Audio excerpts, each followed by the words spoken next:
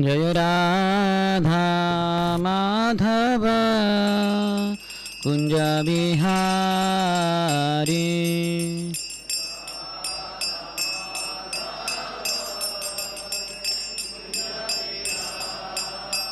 जय राधा माधव कुंज बिहारी।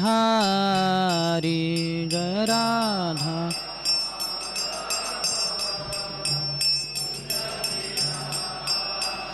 जय गोपी जना वल्लभ गिरिवरधारी। जय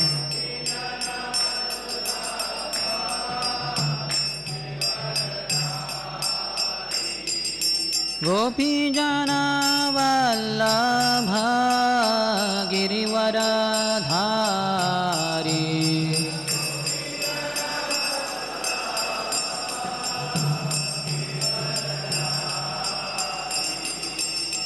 यशोदानंदन ब्रज जन रंजन। यशोदा यशोदानंदन ब्रज जन रंजन। यशोदा यमुना तीरा वनचारी। यमुना तीरा यमुना तीरा वनचारी। यमुना तीरा जय राधा माधव कुंज बिहारी।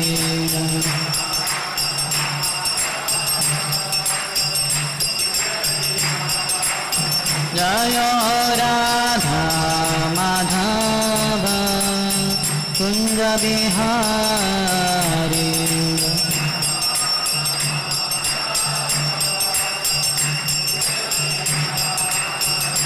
हरे कृष्ण कृष्ण कृष्ण हरे हरे, हरे राम राम राम हरे हरे।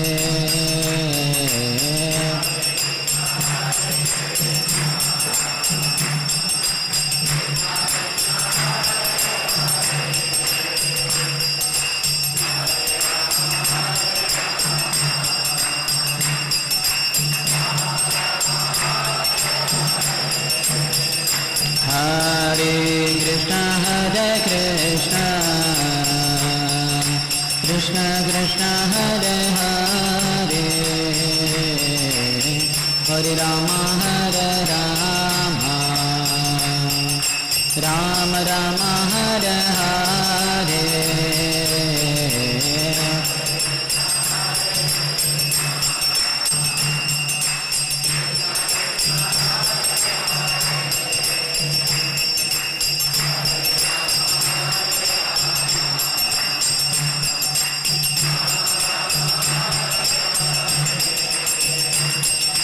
हरे कृष्ण कृष्ण कृष्ण हरे हरे, हरे Ram Ram Ram Hare Hare.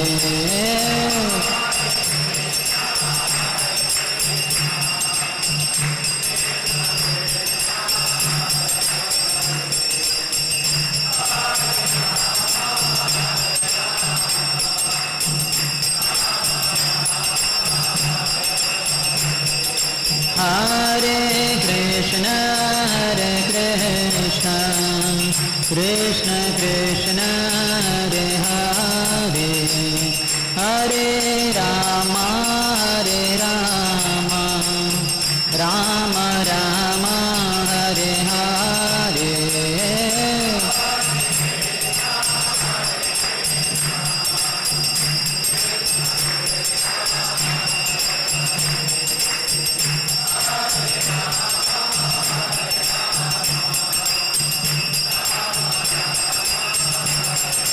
Hare Krishna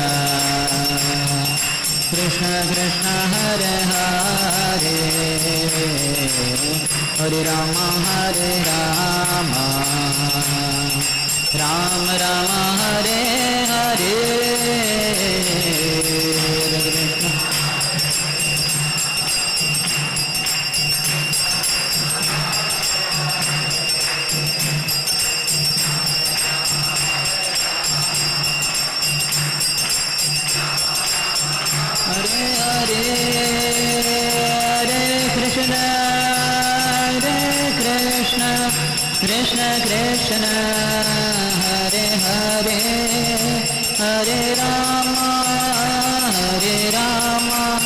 Rama Rama Hare Hare Krishna Krishna Hare Hare Hare Rama Rama Rama Hare Hare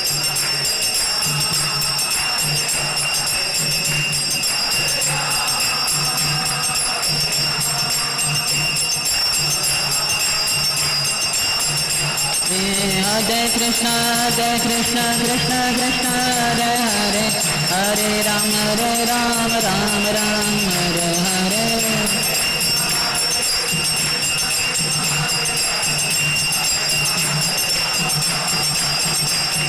Hare Krishna Krishna Krishna Hare Hare Hare Rama Rama Hare Hare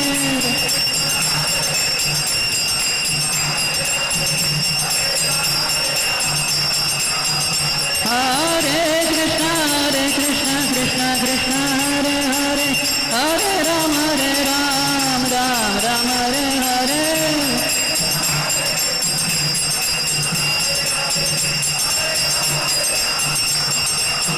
Hare Krishna Krishna Krishna Hare Hare Hare Rama Rama Hare Hare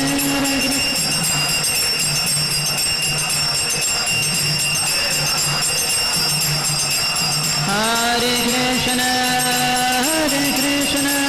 Krishna Krishna Hare Hare Hare Rama Rama Hare Hare Hare Krishna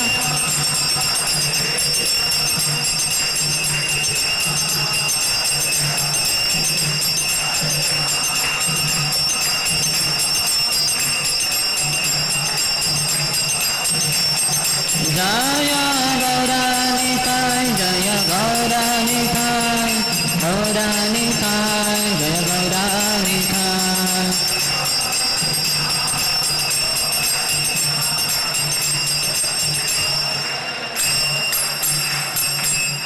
Jai Om Vishnupada Paramahansa Parivrajagacharya Ashtottara Shatasri Srimati's Divine Grace Abhay Charana Arvinda Bhaktivedanta Swami Srila Prabhupada Ki ISKCON founder Acharya, BBD founder Acharya, savior of the whole world, Srila Prabhupada Ki Jai Om Vishnupada Paramahansa Parivrajagacharya Ashtottara Shatasri Srimat Bhakti Siddhanta Saraswati Goswami Thakur Srila Prabhupada Ki Ananta Koti Vaishnava Vrinda Ki Namacharya Srila Haridas Thakur Ki प्रेम से कहो श्री कृष्ण चैतन्य प्रभु नित्यानंद श्री अद्वैत गदाधर श्रीवासादि गौर भक्त वृंद की श्री श्री राधा कृष्ण गोप गोपिका श्याम कुंड राधा कुंड गिरिराज गोवर्धन की ब्रजभूमि श्री वृंदावन धाम की मथुरापुरी धाम की पुरुषोत्तम क्षेत्र श्री जगन्नाथपुरी धाम की श्री नवद्वीप मायापुर धाम की अयोध्या धाम की गंगा मैया की यमुना मैया की शरयू मैया की भक्ति देवी की श्रीमती तुलसी महारानी की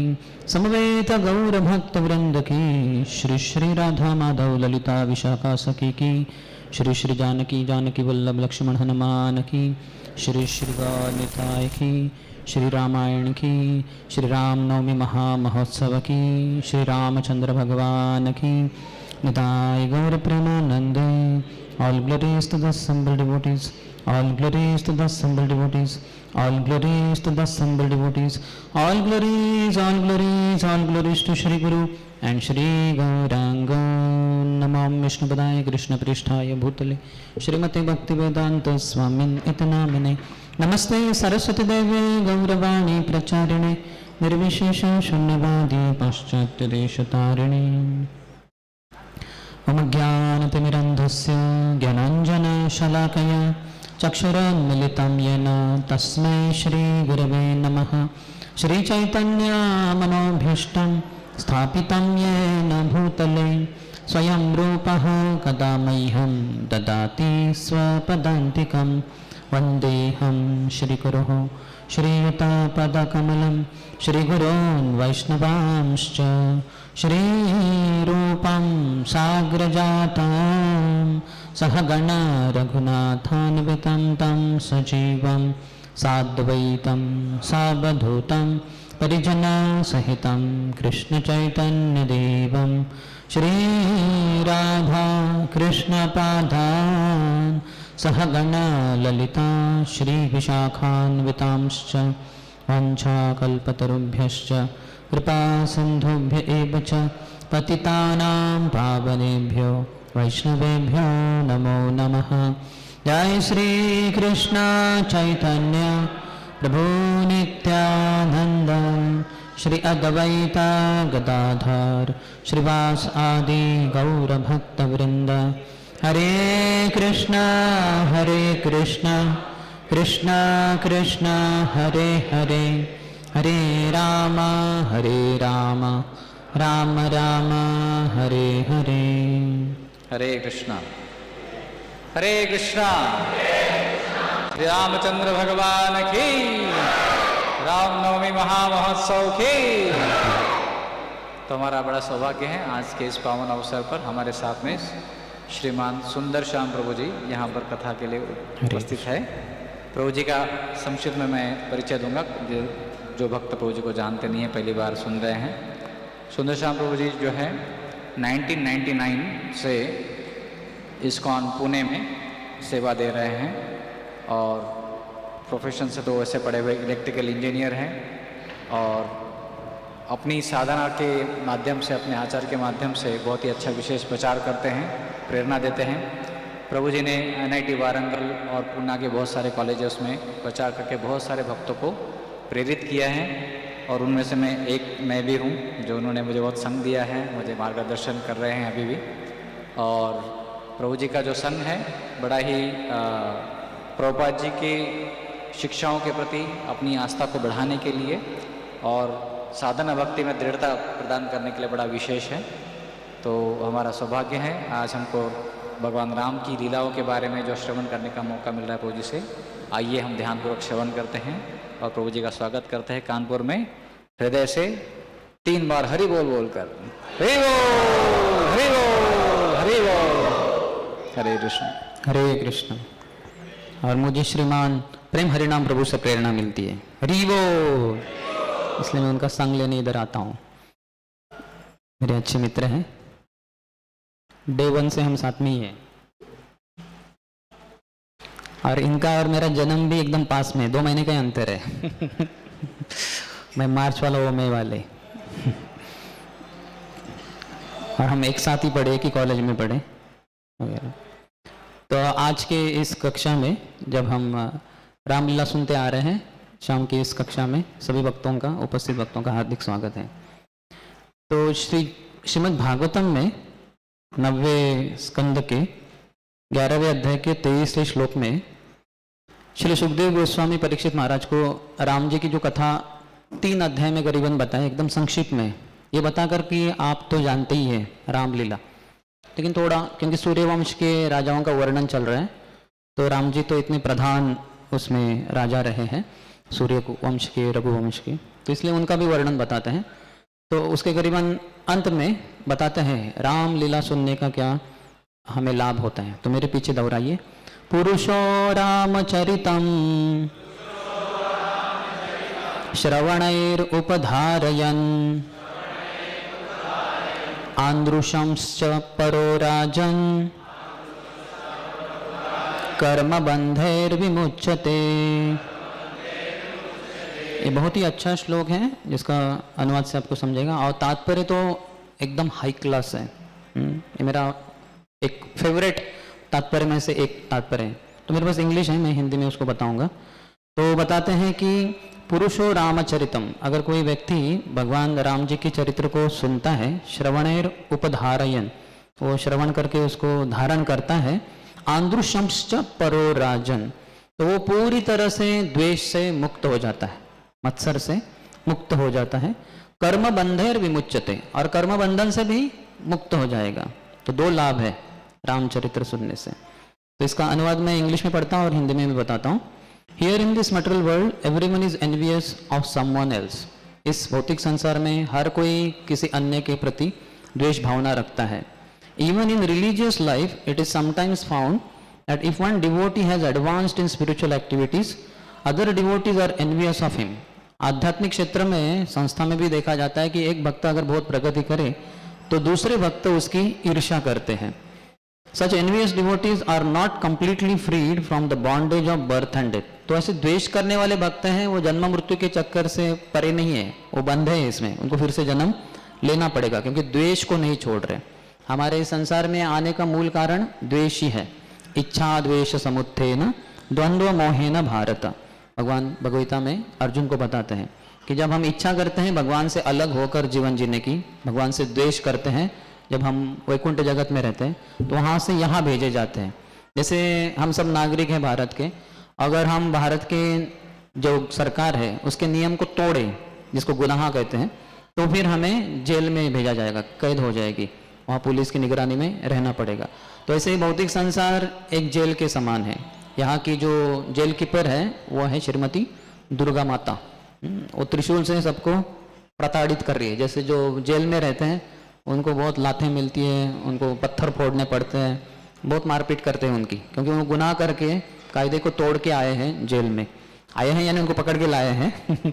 तो उसी तरह से हम सबको भी दुर्गा देवी हर क्षण, जब से प्रवचन शुरू हो रहा है तब से नहीं, जब से जन्म हुआ है तब से नहीं, जन्म होने के पहले ही, जब से माँ के गर्भ में थे तब से हम दुख ही भोगत रहे और हर क्षण भोगतते रहते हैं। जैसे पसीने हो रहे हैं इसलिए तो फैंस ऑन है, अब ये पंखे बंद कर देंगे तो सभी भक्त बोलेंगे ये क्या है भाई, दरवाजे खोलो, फिर हम दरवाजे के बाहर ही चले जाएंगे।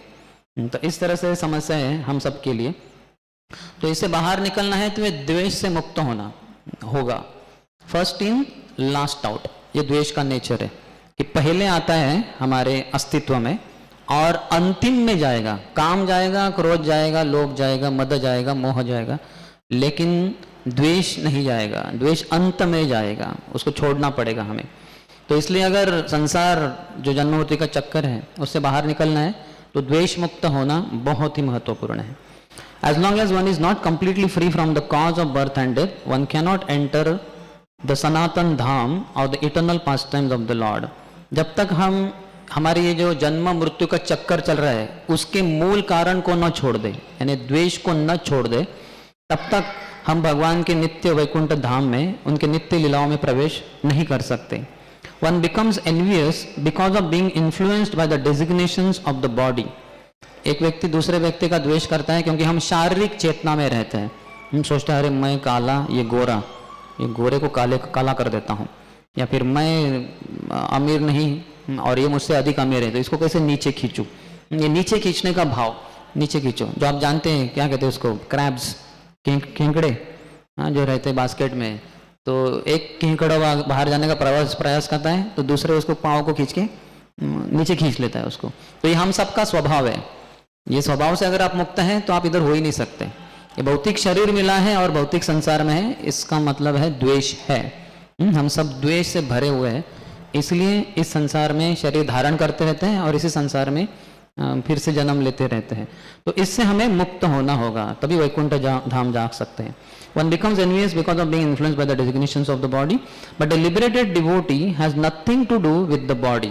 जो मुक्त जीवात्मा है, मुक्त भक्त है, तो उनको इस शरीर से कुछ लेन देन नहीं है, and therefore he is completely on the transcendental platform. इसलिए वो दिव्य स्तर पे रहते हैं। A devotee is never envious of anyone, even his enemy. एक भक्त किसी का भी द्वेष नहीं करते हैं, यहाँ तक कि उनके शत्रु का भी नहीं। हम बोलेंगे ये कैसे शत्रु? नहीं, वो जो शत्रु है वो सोचता है ये भक्त उनका शत्रु है। भक्त कभी नहीं सोचते कि ये मेरा शत्रु है। लेकिन जो तथाकथित जो शत्रु है, जो भक्तों को अपना शत्रु समझता है, ऐसे शत्रु का भी भक्त जो है कभी द्वेष नहीं करते। Because the devotee knows that the lord is his supreme protector, भक्तों को पता है कि भगवान मेरे परम रक्षक है, इसलिए वो सोचते हैं what harm can the so called enemy do, ये तथाकथित जो शत्रु है ये मुझे क्या क्षति पहुंचा सकता है, पहुंचा ही नहीं सकता। मारे कृष्ण राके के, राके कृष्ण मारे के। अगर कृष्ण मुझे मारना चाहते हैं तो बड़े हाथी, पागल हाथियों की जरूरत नहीं, एक चींटी भी मुझे मार सकती है, ये हार्ट अटैक होकर मर सकते हैं। और कृष्ण अगर मुझे रक्षा करना चाहते हैं तो ये व्यक्ति मेरा बाल भी बांका नहीं कर सकता। ये पूरा विश्वास होता है भक्तों को। इसलिए तो प्रभुपाद 70 साल की उम्र में अमेरिका गए, जब उनकी स्वास्थ्य अच्छा नहीं था, उनके पास धन नहीं था, और उनकी इंग्लिश ऐसे वो फॉरेनर्स की जो इंग्लिश रहती है अमेरिकन्स की वैसी नहीं थी, बहुत हैवी बांग्ला एक्सेंट से भरी हुई उनकी इंग्लिश थी। तो उसको समझना इतना आसान नहीं होता था। एक बार प्रभुपाद कहे कि so Lord Chaitanya has come to save you all, तो शेव यू ऑल ऐसे बोले प्रभुपाद। तो श्री चैतन्य महाप्रभु आए हैं आप सबका सर मुंडन करने के लिए। तो माता जी भी बैठे थे, तो भक्तों को थोड़ा ये हुआ कि क्या बोल रहे हैं, माता जियों का भी सर मुंडवा देंगे क्या, क्योंकि माता जियों का तो मुंडन नहीं करते, तो कैसे फिर। तो किसी भक्त ने पूछा प्रभुपाद आप क्या कह रहे हैं कि चैतन्य महाप्रभु आए हैं हम सबका सर मुंडवाने के लिए कि टू सेव अस ऑल, हम सबको बचाने के लिए आए। तो प्रभुपाद समझे अच्छा उनका जो बांग्ला वाला इंग्लिश है उसमें सेव को उन्होंने शेव ऐसा उच्चारण हो गया उसका। तो प्रभुपाद ने सोचा ये प्रश्न कर रहे हैं, बोले दोनों आपकी बचाव करने के लिए भी आए हैं और आपका सर मुंडवाने के लिए भी आए हैं। सर मुंडवाएंगे यानी कुछ अहंकार नहीं रखें, क्योंकि बाल का बड़ा अहंकार रहता है विशेषता माताजियों को, लेकिन माताजियों को बाल मुंडवाने की जरूरत नहीं। पुरुषों को ये बाल जो होते हैं उनकी मूछ ऐसे कभी होती नहीं काफी बार, तो ऐसे ऐसे वो ऐसा लगता है कि ऐसे कर करके ही वो लंबी होगी और ऐसे गोल गोल होंगी, और फिर मैं और या ऐसे दाढ़ी रखते हैं। इसलिए भक्तों को दाढ़ी और मूछ अलाउड नहीं है, पुरुषों को निकाल दो उसको। ये रक्षा का, ये शरणागति का एक लक्षण है कि अपनी मूछ और पूंछ ये उड़ा दो सब, भगवान को शरण आओ, और ये चलेगा। पुरुषों को सर मुंडवा के शिखा रख सकते हैं, वो अच्छा है। तो इस तरह से हमें भगवान को शरण जाना चाहिए, और भक्तों को पूरा विश्वास होता है कि मेरा तथाकथित शत्रु मेरा कुछ क्षति नहीं पहुंचा सकता। दस devotee is confident about his protection. इस तरह से भक्तों को पूरा विश्वास होता है कि भगवान रक्षा करेंगे। रक्षस्यति इति विश्वासो, ये शरणागति के जो 6 लक्षण है एक उसमें से है कि भगवान जरूर मेरी रक्षा करेंगे। द लॉर्ड सेज यथा माम प्रपद्यन्ते ताम तथैव भजाम्यहम्। चौथे अध्याय के 11वें श्लोक में भगवान कहते हैं कि जो जिस भाव से मुझे शरणागत होता है फिर मैं उसके साथ वैसे आदान प्रदान करता हूँ। A devotee must therefore be completely free from envy especially of other devotees. इसलिए एक भक्तों को द्वेष से पूरी तरह से मुक्त होना चाहिए, विशेषकर अन्य भक्तों का। इस्कॉन में भी जो नवसिखिया भक्त होते हैं, कनिष्ठ अधिकारी, पहले हो सकता है 5, 10, 15, 20 साल बहुत खींचातानी होती है भक्तों की कि ये इसको कैसे डिपार्टमेंट मिल गया, इसने ज़्यादा फंड कलेक्शन किया, इसकी पुस्तक ज़्यादा वितरण हो गए, मैं अधिक पुस्तक वितरण करूंगा। हाँ, इसने ज़्यादा लोगों को प्रचार किया, मैं और अधिक लोगों को प्रचार करूंगा। और वो जा रहा है बुक्स पुस्तक वितरण ज़्यादा करता है, उसका मैं साइकिल ही पंक्चर कर देता हूँ, इसकी चप्पल तोड़ देता हूँ, तो बेचारे को जाने को देरी हो जाएगी, तब तक मैं अधिक पुस्तक वितरण करके वापस आ जाऊंगा। तो ऐसे हो चुका है, और आज भी वो द्वेष है ही भक्तों के बीच में, क्योंकि ध्यान पूर्वक जप नहीं करते, तो इसलिए द्वेष जाएगा नहीं इतना जल्दी। To envy other devotees is a great offense, Vaishnava अपराध। दूसरे भक्तों का द्वेष करना ये बहुत बड़ा अपराध है, जिसको वैष्णव अपराध कहते हैं। A devotee who constantly engages in hearing and chanting, श्रवण कीर्तन, is certainly freed from the disease of envy. जो भक्त 24 घंटा श्रवण और कीर्तन के इसमें लगा हुआ है, भक्ति में लगा है, तो वो इस द्वेष से मुक्त रहता है। And thus he becomes eligible to go back home, back to god, और तभी जाके वो भगवत धाम जाने के लिए पात्र बनता है। तो देखिए, भगवत धाम जाना है तो हमें द्वेष से मुक्त होना पड़ेगा। द्वेष से मुक्त होना है तो क्या करना होगा? 24 घंटा श्रवणम कीर्तनम करना होगा। जो भगवगीता में भगवान कहे, वो कहते हैं कि सततम कीर्तयन्तो माम यतन्तश्च दृढ़व्रतः, सतत मेरे बारे में कीर्तन करो। कितने जगह पे बोल रहे हैं, और चैतन्य महाप्रभु भी कहे कीर्तनीय सदा हरि, हमेशा कीर्तन करते रहो, जप करते रहो, भगवान के बारे में श्रवण करते रहो। तो भौतिकवादी लोगों से श्रवण करते हैं तो फिर हमारा द्वेष और बढ़ता है। सुनाई देता है कि ऐसे ऐसे व्यक्ति ने ऐसी तरक्की की और फिर दूसरे व्यक्ति को जलन हुई, उसने उसका टांग खींचने का प्रयास किया, उसको मारने का प्रयास किया इत्यादि, फिर हमें भी वो द्वेष भावना होती है कि हम भी क्यों ना करें, हमें भी ऐसे ही जीवन जीना चाहिए। तो इस ऐसे द्वेष भरे समाज में रहते हुए हमें द्वेष मुक्त होना नामुमकिन है।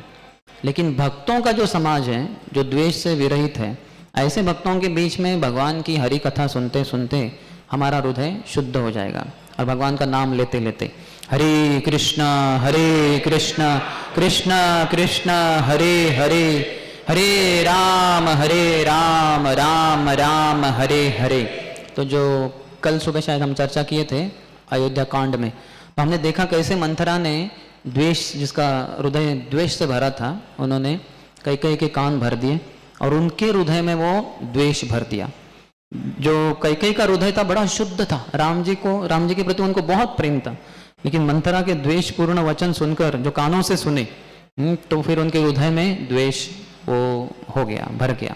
तो इसलिए कानों से हम क्या सुनते हैं ये बहुत महत्वपूर्ण है। भौतिकवादी ध्वनि सुनेंगे भौतिकवादी लोगों से तो द्वेष से हृदय और अधिक भरता जाएगा, बढ़ता जाएगा द्वेष। लेकिन भक्तों से, शुद्ध भक्तों से सुनेंगे तो द्वेष कम होता जाएगा, पूरी तरह से नष्ट होगा। तो जैसे इस श्लोक में कहा है पुरुषो रामचरितम श्रवणम उपधारयन, तो आइए कुछ रामलीला सुनते हैं। तो श्री ब्रह्म संहिता के अंतर्गत ब्रह्मा जी जो सृष्टि करता है वो भगवान के अलग अलग जो अवतार, उनके शक्तियाँ, उनके विस्तार, जो देवी देवता ये और फिर जो 24 एलिमेंट्स है, इन सब का भगवान के साथ क्या संबंध है बहुत अच्छे तरह से बताते हैं।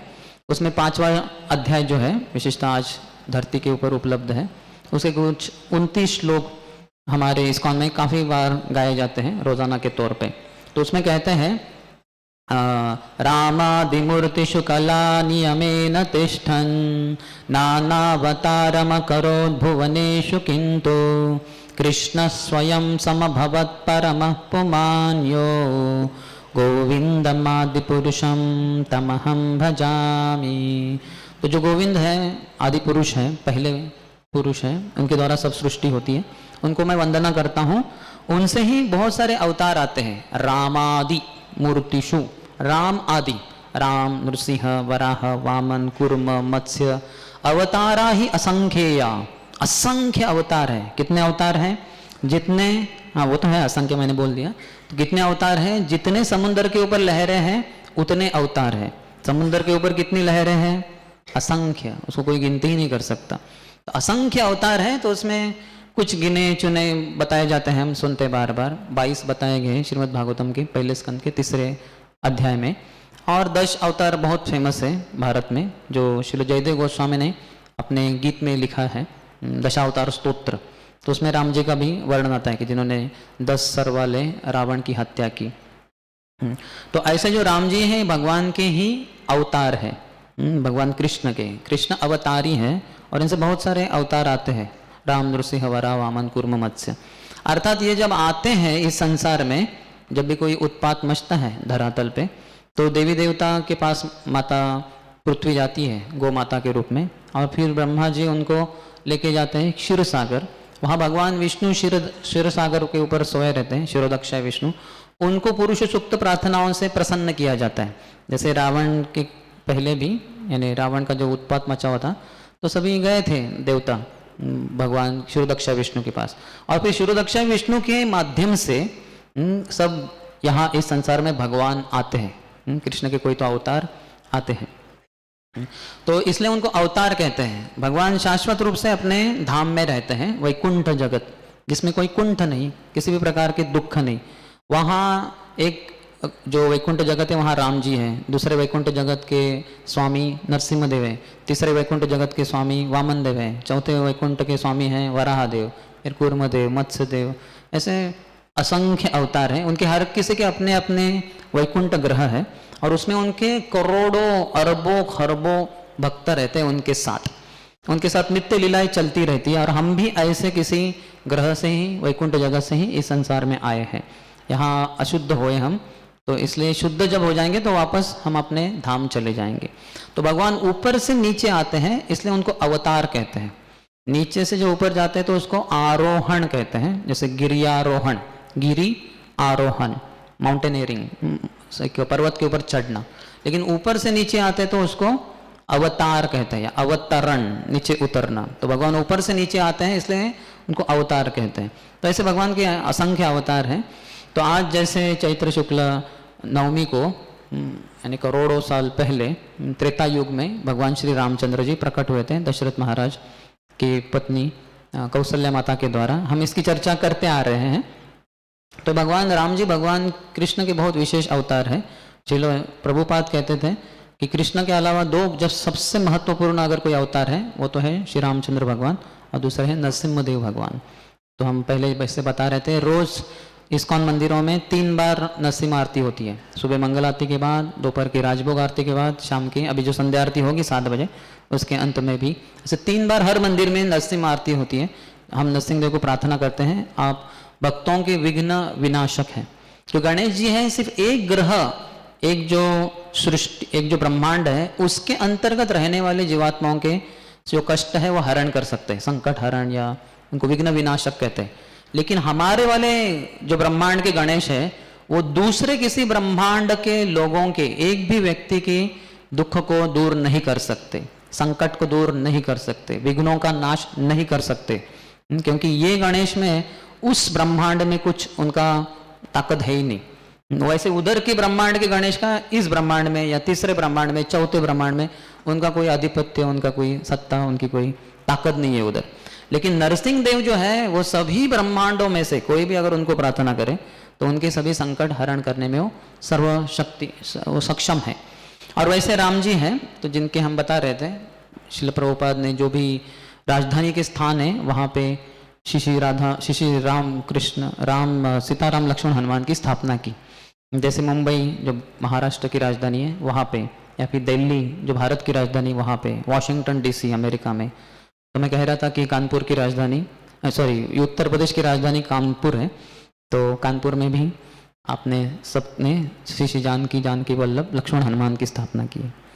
शायद होगी वो आगे जाके राजधानी, अभी तो लखनऊ है लेकिन बाद में हो जाएगी शायद, क्योंकि आपने स्थापना की इनकी। क्योंकि राजधानी के स्थान पे सभी जो पॉलिटिशियंस, राजनीति लोग हैं वो रहते हैं।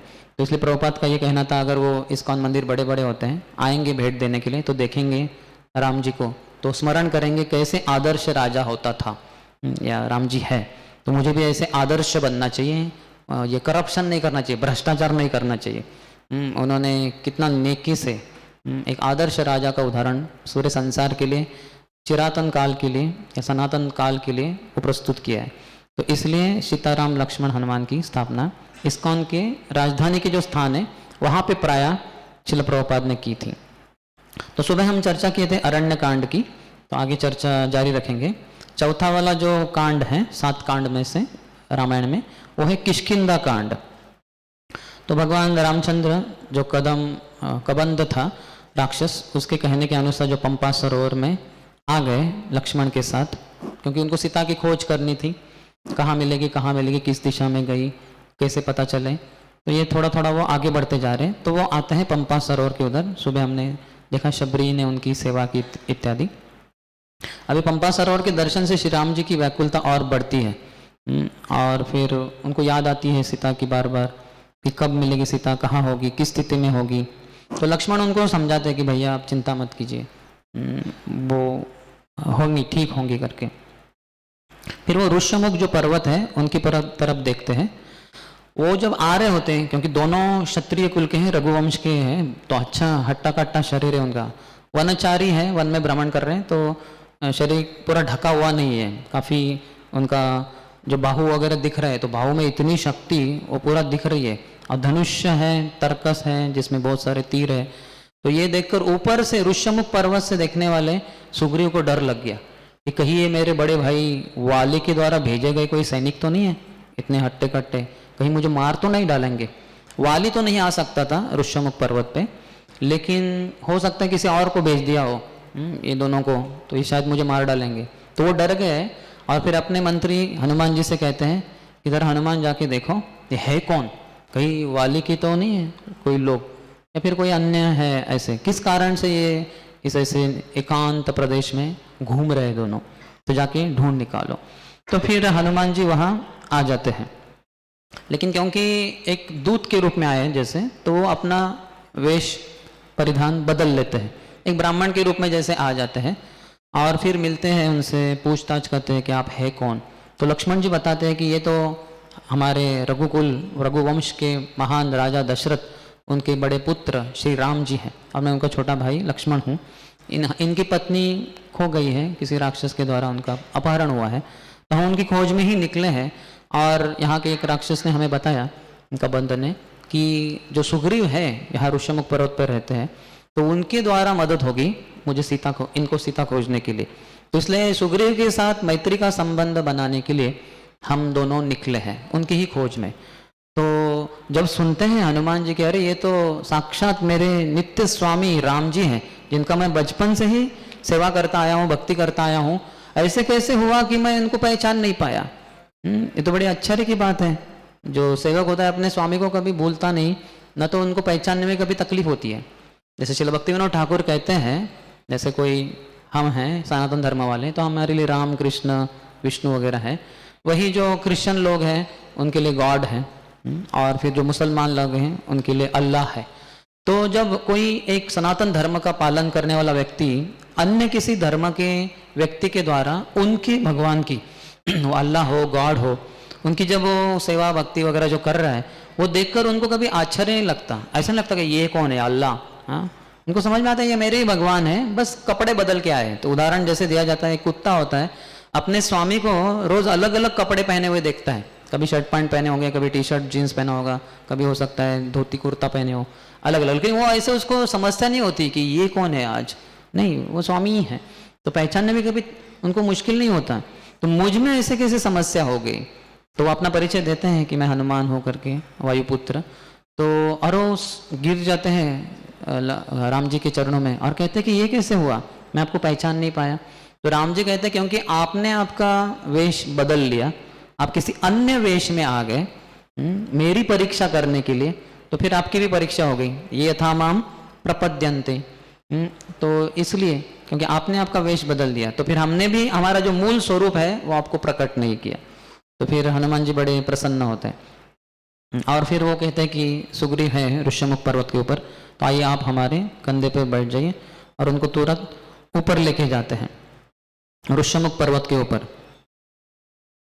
फिर वहाँ उनकी बातें होती हैं और बताते हैं कि कैसे हमारे सीता का अपहरण किया गया इत्यादि।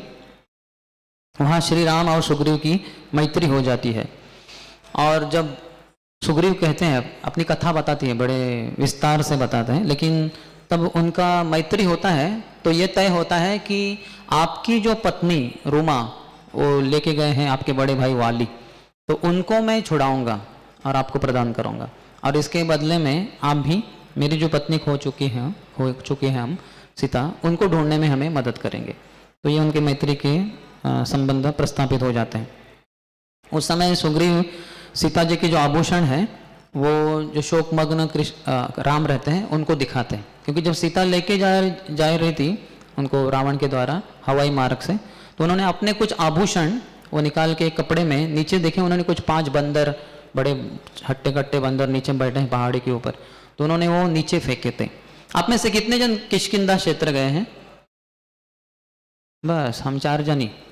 तो आप आज भी जा सकते हैं। तो जहाँ गिरे यानी सीता माता ने वो डाले नीचे, तो ये उन्होंने देखा ये बंदरों ने कि कौन है ये देवी जिसको एक राक्षस अकराल विकराल स्वरूप वाला लेके जा रहा है। वो तो समझा नहीं, लेकिन उन्होंने देखा कि उनके कुछ तो नीचे गिरा है, तो जाके देखा तो उसमें गहने थे, तो उन्होंने उसको नीचे से वो वहाँ जो गिरा था वहाँ से खींच के, वो बहुत भारी था, वो खींच के वो सुग्रीव के गुफा में सुग्रीव तक पहुँचा दिया। तो उसका पूरा लकीर है वो पत्थरों में जो खींचे थे, जो गए हैं उन्होंने देखा होगा। तो उन्होंने कहा कि हमने देखा था ऐसी देवी को लेके जाते हुए, और ये सब है आभूषण उस देवी के। और जैसे ही राम जी वो खोलकर देखते हैं तो सीता के ही आभूषण थे, इतने प्रसन्न हो जाते हैं, अरे ये तो सीता की ही है।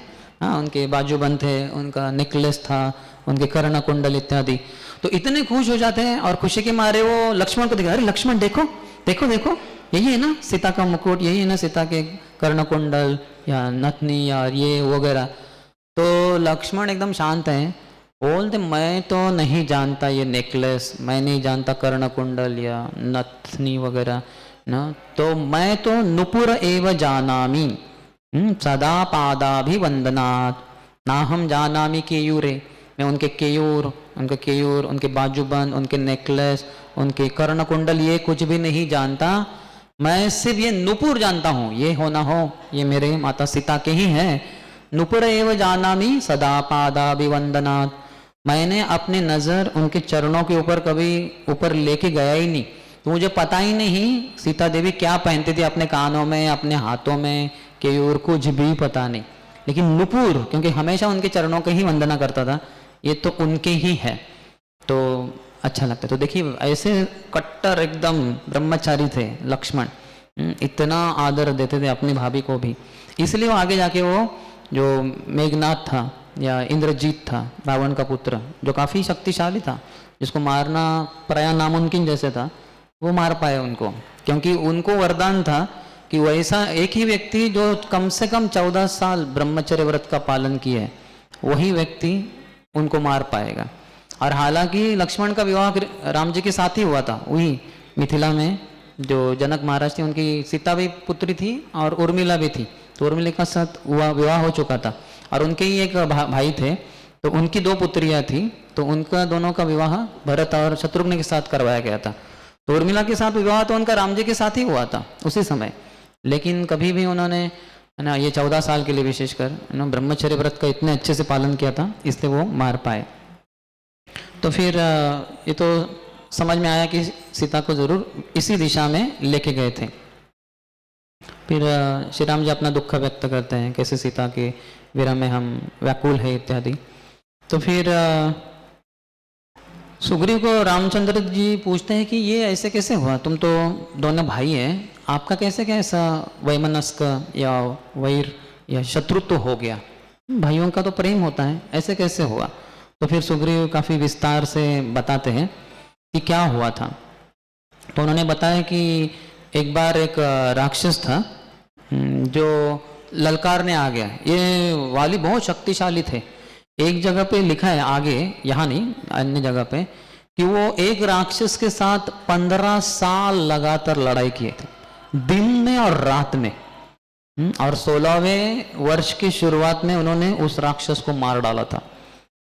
15 साल, मैं तो दंग रह गया, मैंने फिर से पढ़ा 15 दिन है कि 15 महीने है कि क्या है, 15 वर्ष लिखा है उधर, और दिन रात युद्ध, बहुत शक्तिशाली।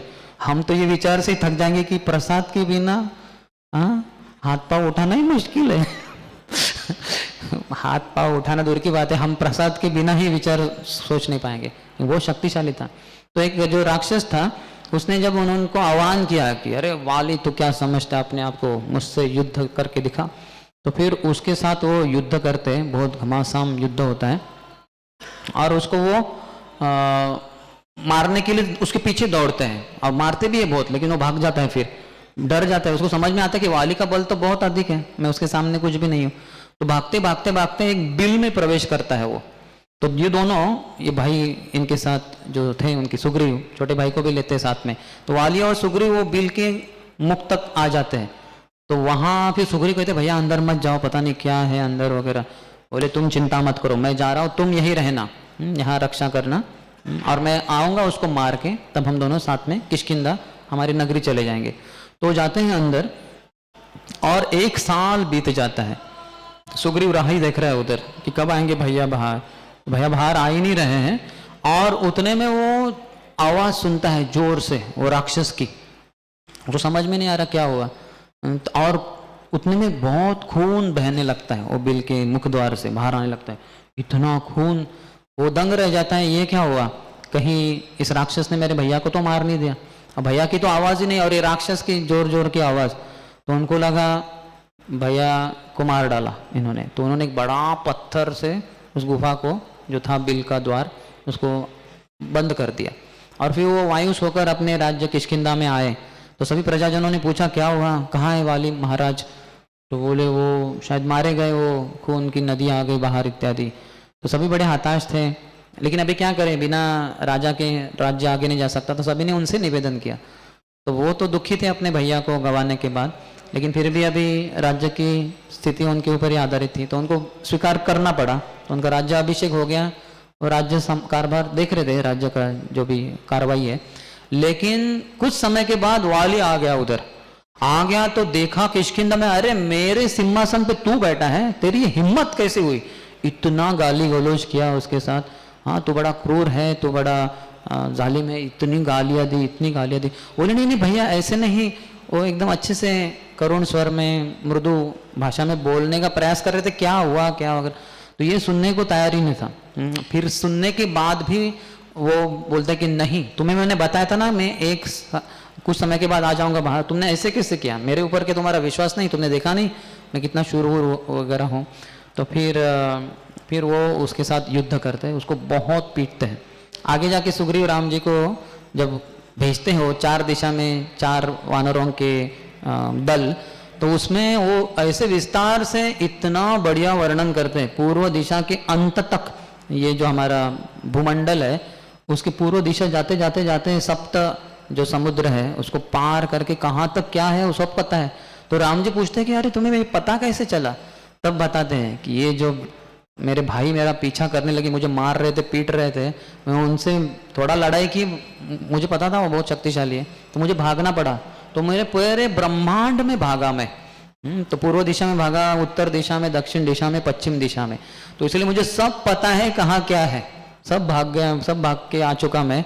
बाद में अल्टीमेटली मैं ये ऋष्यमुख पर्वत के ऊपर स्थित हो गया। क्योंकि यहाँ की कहानी ऐसी है, एक दुंदुभी नाम का एक राक्षस था जिसके साथ भी ये वाली की बड़ी घनघोर युद्ध हुआ था। तो वो एक भैंसे के रूप में जैसा था।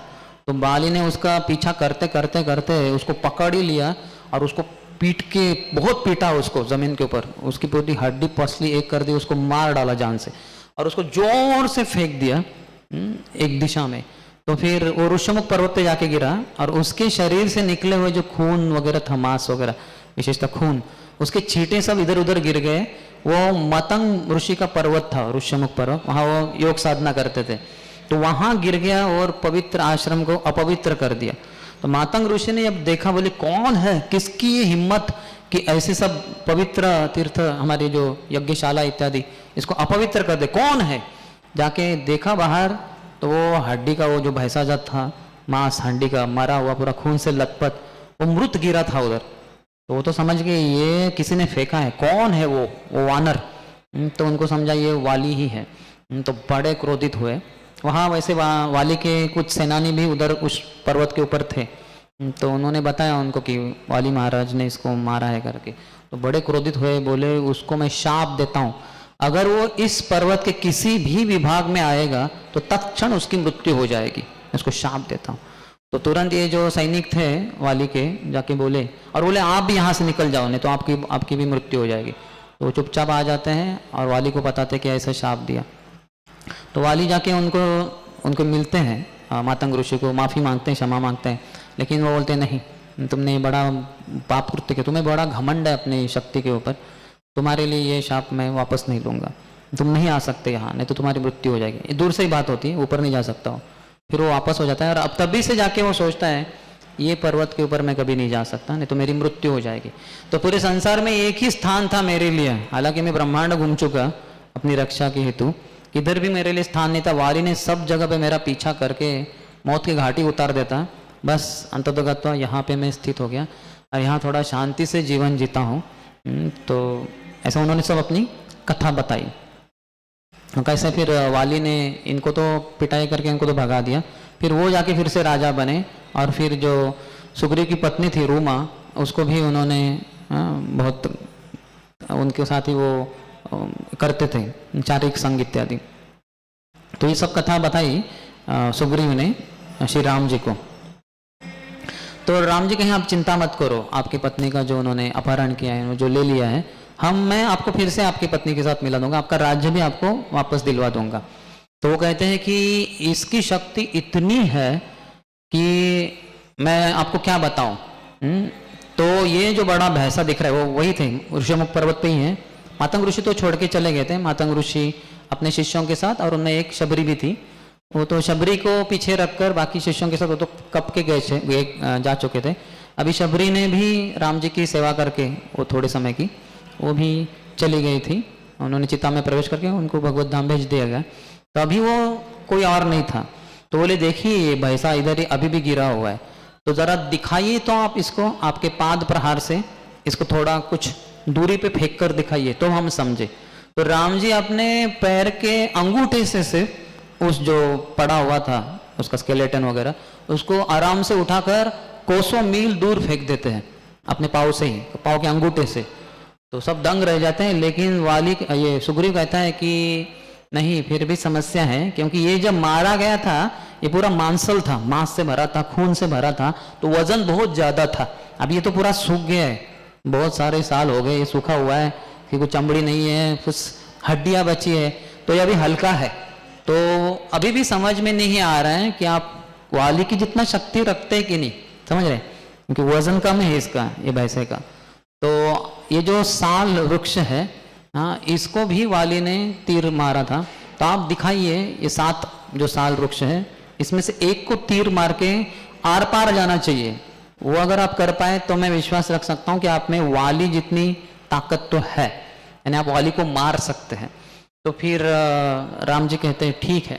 फिर वो अपने तर्कस से एक बाण निकालते हैं और प्रत्यंचा पे खींचते हैं उसको धनुष के ऊपर, और जो मारते हैं तो एक साल वृक्ष को भेदने के बाद दूसरा, फिर तीसरा, चौथा, पांचवा, छठा, सातवां, सातों को भेद के पृथ्वी के अंदर जाके पाताल में जाके ऊपर आके वापस उनके तर्कस में आ जाता है।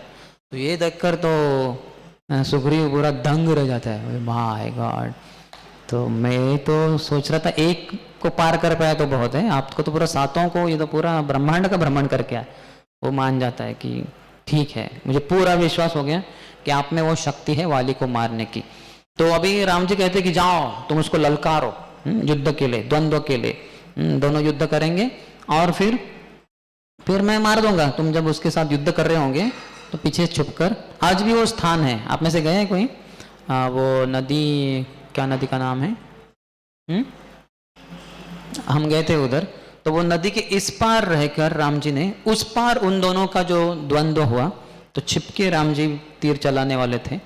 तो वो जब होता है, वो आता है, सुग्रीव आता है किष्किंधा में, अरे वाली हिम्मत है तो बाहर निकल तू, मैं तुझे ललकारता हूँ युद्ध के लिए। तो वाली आवाज सुनता, अरे ये तो सुग्रीव, इसकी ये हिम्मत, इसको तो अच्छे से पता है मेरी क्या ताकत है, कितना पीटा गया इसको, कितनी बार पीटा है, फिर ये कैसे, उसको आश्चर्य लगता है, इसका दिमाग घूम गया क्या एक तरीके से। तो फिर वो आते हैं बाहर और बोलते हैं अच्छा तू मुझसे लड़ाई करेगा। तो शुरू हो जाता है दोनों का लड़ाई, और इतना पीटता है वो, इतना पीटता है सुग्रीव को, और सुग्रीव देख रहा है कहाँ है राम जी, बाण मारो इसको भाई, मुझे मार रहा है वो। तो बहुत उसकी हड्डी पसली दुखने लगती है, बहुत मुश्किल होता है। तो अभी ये तो राम जी का आ ही नहीं रहा है बाण, तो भाग जाता है वहां से, भागते भागते फिर से ऋष्यमुख पर्वत, ये भी उसका पीछा कर रहा होता है, वो ऋष्यमुख पर्वत पे गया, तभी वो वाली नहीं जा सकता पीछे। तो फिर यहाँ जो राम जी थे बाण वगैरह लगा के, उनकी समस्या ये हो रही थी कि दोनों भाई एक ही कद वाले थे, दिखने में समान, अंग यष्टि वगैरह सब समान ही था। तो उनको समझ में नहीं आ रहा था कि वाली कौन है और सुग्रीव कौन है। गलती से ले दे के मार दिया बाण और वो लग गया सुग्रीव को, ये सोच करके ये वाली है, तो बड़ा समस्या हो जाएगा कि मित्र को ही घात कर दिया है, मित्र की वध कर दी, हत्या कर दी, ये बहुत बड़ा पाप लग जाएगा और विश्वासघात हो जाएगा वगैरह वगैरह वगैरह। तो राम जी मार नहीं पाए और तब तक ये तो भाग गया। फिर राम जी भी जाते हैं लक्ष्मण के साथ, वो जाते हैं ऋष्यमुख पर्वत के ऊपर, और वहाँ सुग्रीव बोलता क्या भगवान अब आए ही नहीं, आपने बोला था आप मारेंगे, आप क्यों नहीं आए, मेरे कितनी पिटाई की उसने। रोता है बेचारा क्योंकि बहुत दुख रहा है उसका अंग, वाली ने बहुत मारा था उसको। तो बोले नहीं, अरे मेरी ऐसी समस्या हो गई, मुझे समझ में नहीं आ रहा था कि तुम में से वाली कौन और सुग्रीव कौन, तुम दोनों बंदर, दोनों का कद समान, ये सब फिजिक भी समान, तो गलती से तुम्हें मारता तो फिर कितना बड़ा समस्या होता था, तो इसलिए मैं नहीं कर पाया। तो अभी क्या करेंगे हम, यहाँ जो ये लता बढ़ रही है, किस स्थान पे लिखा है कि फूलों की जो माला बनाई गई लक्ष्मण के द्वारा, लेकिन यहाँ बताया गया कुछ लता जो थी वो तुम्हें हम पहनाएंगे, जिससे मैं समझेगा जो लता पहना हुआ है या फूलों की माला पहना हुआ है वो सुग्रीव है, उसको नहीं मारना है, जिसने माला नहीं पहनी है उसको मारना है तीर, वो वाली है ऐसे। तो अन्य जगह पे आचार्य ने कहा है, हुआ ऐसे था, सुग्रीव के पास राम लक्ष्मण दोनों आए थे, तो उसको राम जी के प्रति बड़ा निष्ठा थी, बड़ा आदर था। लेकिन लक्ष्मण को शुरुआत से ही, राम जी जब आए तो उन्होंने, जब हनुमान जी लेके आए थे दोनों को ऋषमुख पर्वत के ऊपर, तो उन्होंने राम जी को बैठने को स्थान दिया था और लक्ष्मण को बैठने को स्थान ही नहीं दिया, वो खड़े खड़े ही रह गए उधर। तो हनुमान जी ने देखा ये क्या कर रहे हैं हमारे महाराज, महाराज है वो, क्योंकि वो सूर्य के द्वारा बताया गया था कि ये सुग्रीव मेरा पुत्र है, तो तुम हमेशा उनकी रक्षा करना। हनुमान जी को जब सूर्यदेव ने ज्ञान प्रदान किया था, उनको गुरु दक्षिणा के रूप में ये मांगा था कि मेरे बेटे जो सुग्रीव है उसके हमेशा रक्षक के रूप में रहना। नहीं तो हनुमान जी की शक्ति सुग्रीव से काफ़ी अधिक थी, लेकिन सूर्यदेव ने कहा था गुरु दक्षिणा के रूप में, इसलिए उनके सेवक के रूप में रह रहे थे। तो हनुमान जी ने भी देखा कि ये उचित व्यवहार नहीं है सुग्रीव के द्वारा, कि लक्ष्मण को बैठने का स्थान तक नहीं दे रहे। लक्ष्मण तो आदि गुरु है, राम जी भगवान है और लक्ष्मण गुरु आदि गुरु है, तो ऐसा हम कर नहीं सकते कि भगवान को आदर करे और गुरु का अनादर करे। वो दोनों को समान, साक्षात हरित्वेन समस्त शास्त्रे, दोनों को समान ही मानना चाहिए, समान आदर देना चाहिए। गुरु को भी कृष्ण जैसा ही आदर देना चाहिए, भगवान जैसा। तो जो वाली ने नहीं किया था, तो इसलिए इनकी इतनी पिटाई हुई। गुरु का अनादर किया, भगवान को बहुत आदर कर रहे हैं, गुरु को अनादर, तो इसलिए इनकी इतनी पिटाई हुई। और बहुत अच्छे से पिटाई होने के बाद अभी इसके होश ठिकाने आए, तो राम जी ने उसको, फिर भी अपराध बचा हुआ है कि लक्ष्मण के प्रति उनका अभी तक वो आया नहीं है आदर। तो राम जी ने अन्य जगह पे लिखा है, यहाँ तो नहीं, कि राम जी ने लक्ष्मण को कहा कि एक फूलों की माला पहनाओ, बनाओ और वो इनको अर्पण करो सुग्रीव को। तो जो लक्ष्मण जी फूलों की माला बनाते हैं, तो सुग्रीव उनके पास आते हैं और झुकते हैं नीचे, क्योंकि माला पहनानी है किसी के द्वारा तो झुकना ही पड़ेगा। तो वो झुकते हैं और लक्ष्मण उनको माला प्रदान करते हैं। तो गुरु के सामने अभी वो झुके पहली बार सुग्रीव, तो अभी उनमें वो शक्ति थी कि अभी वो जीत पाएंगे, नहीं तो वो परास्त हो ही गए थे पहले। तो अभी इस बार जाते हैं पूरा हिम्मत के साथ और पुकारते हैं, वाली है हिम्मत तो बाहर आ जा। ये सोचते हैं, अरे अभी तो गया था, इतना पिटाई खाने के बाद मारपीट हो गई इसकी, अभी कैसे इसको इतना जल्दी, थोड़ा क्या कहते हैं, मलहम वगैरह लगा के आ जाओ जो सूजन है वो जाने के बाद आ सकता था, इतना जल्दी कैसे आ गया। तो वो अपनी पत्नी के साथ होता है, तारा के साथ, वो भी दंग रह जाती है। वो तुरंत अपने पति को आगाह करती है कि पतिदेव जरूर कुछ ना कुछ समस्या है, इतना जल्दी कैसे आ गया, अभी तो आपने थोड़ी देर पहले ही उसकी इतनी पिटाई की थी, उसको पता है आपकी शक्ति का कितना, आपकी ताकत है इत्यादि।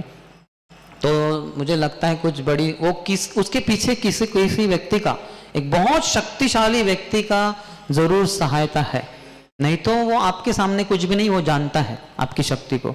तो अभी इतना ललकारने आया है, जरूर इसके पीछे कोई है। और मैंने अंगद के द्वारा, ये भी उनका पुत्र था अंगद, उनके 2 सैनिकों के द्वारा ये भी पता लगवाया है कि ऋषमुख पर्वत के ऊपर 2 बड़े तेजस्वी राजकुमार आए हैं, वो इक्ष्वाकु वंश से दशरथ के पुत्र राम और लक्ष्मण है। ये बहुत शक्तिशाली है, बहुत सारे राक्षसों को इन्होंने जनस्थान में 14,000 राक्षसों को, खरदूषण को मार डाला है इत्यादि। इनका पराक्रम अद्वितीय है, अति पराक्रमी है। उनके सहारे अभी सुग्रीव में हिम्मत बनती है आपको ललकारने की। तो आप मत जाइए, ये उचित समय नहीं है, बाद में हम देख लेंगे कैसे इस समस्या को सुलझाना है, अभी मत जाइए। तो वाली तो मानता ही नहीं, बोलते क्या तुम बात कर रही हो, मैं उसको अभी मज़ा चखा के आता हूँ, अभी तो इस बार तो मार के ही उसको मैं ठंडा कर दूंगा। तो बहुत शक्ति से वो आते हैं बाहर, और अभी उन दोनों की लड़ाई शुरू होती है, जैसे पहले भी हुई थी शुरू। तो अभी इस बार क्योंकि उनके गले में माला है, तो राम जी समझते हैं कि ये सुग्रीव है। वैसे तो भगवान सब कुछ जानते हैं, ये लीला के अंतर्गत है।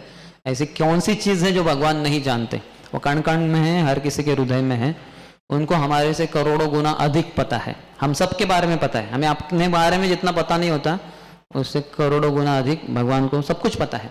10,000 हमारे जन्मों के पूर्व हम कौन थे, सुंदर श्याम दास, जो 2025 में आपके सामने दिख रहा है, ये 10,000 जन्मों पूर्व कौन से योनि में था, किधर था, इस समय, उस समय का जो रहा होगा, जो भी तारीख 6 अप्रैल जो भी, ये ईसाई जो है यीशु क्रिस्ट, जीसस क्राइस्ट, उसके जन्मों के हजारों साल पहले मैं कौन सी योनि में इस समय क्या कर रहा था भगवान को ही पता है, हम सब के बारे में।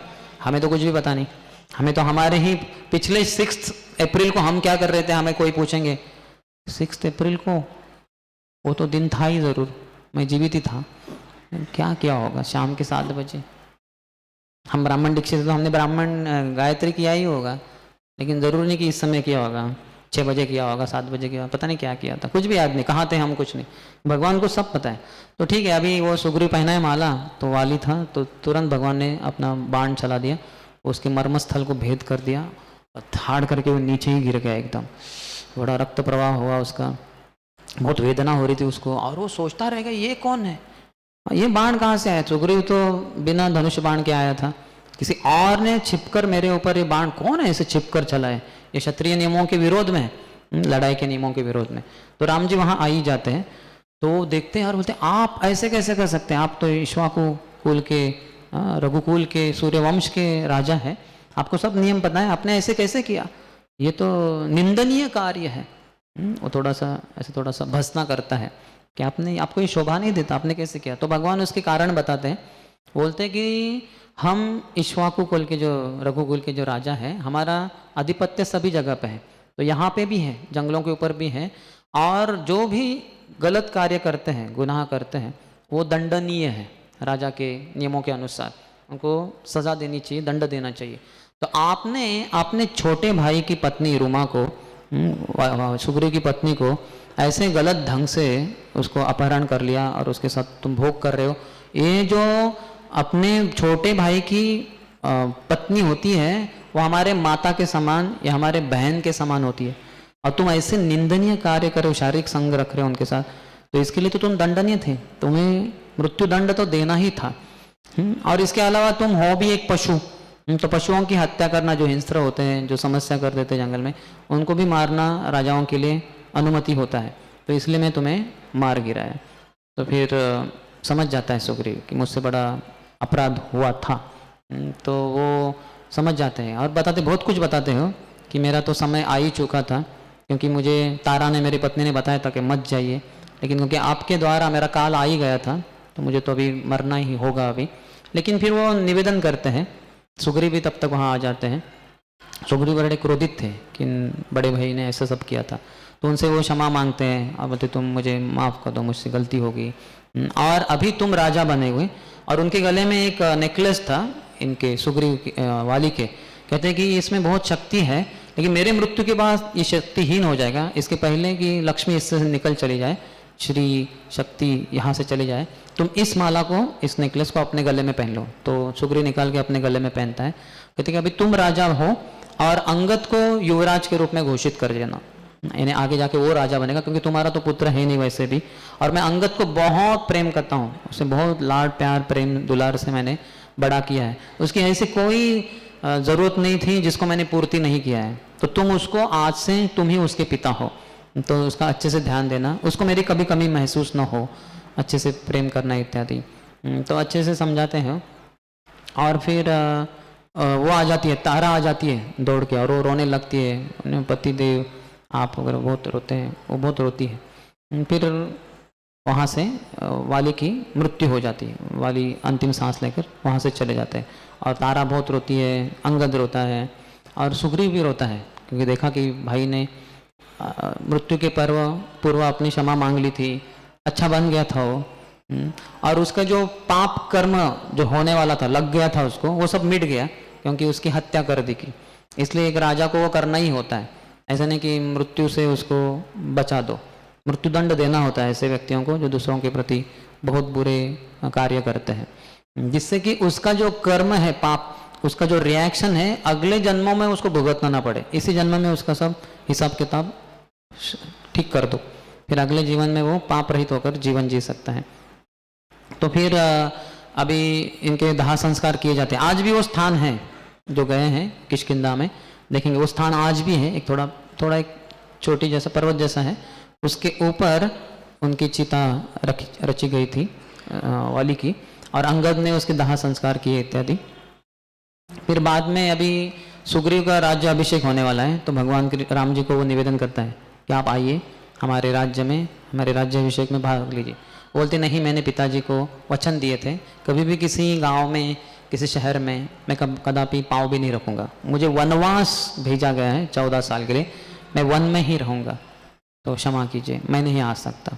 तो राम जी इतने पक्के थे, पूरे 14 साल में किसी भी पूर्व में किसी भी गांव में प्रवेश किए ही नहीं। सब जंगल से, आप देखेंगे चित्रकूट से, फिर दंडकारण्य या फिर जनस्थान, पंचवटी, फिर किष्किंधा और अंततः रामेश्वरम, फिर वहाँ भी गए तो वहाँ भी रावण की लंका में प्रवेश नहीं किए। वो तो समुद्र के किनारे ही रहकर सब युद्ध वगैरह हुआ है। राम जी 14 साल के लिए किसी भी गांव में वगैरह गए ही नहीं।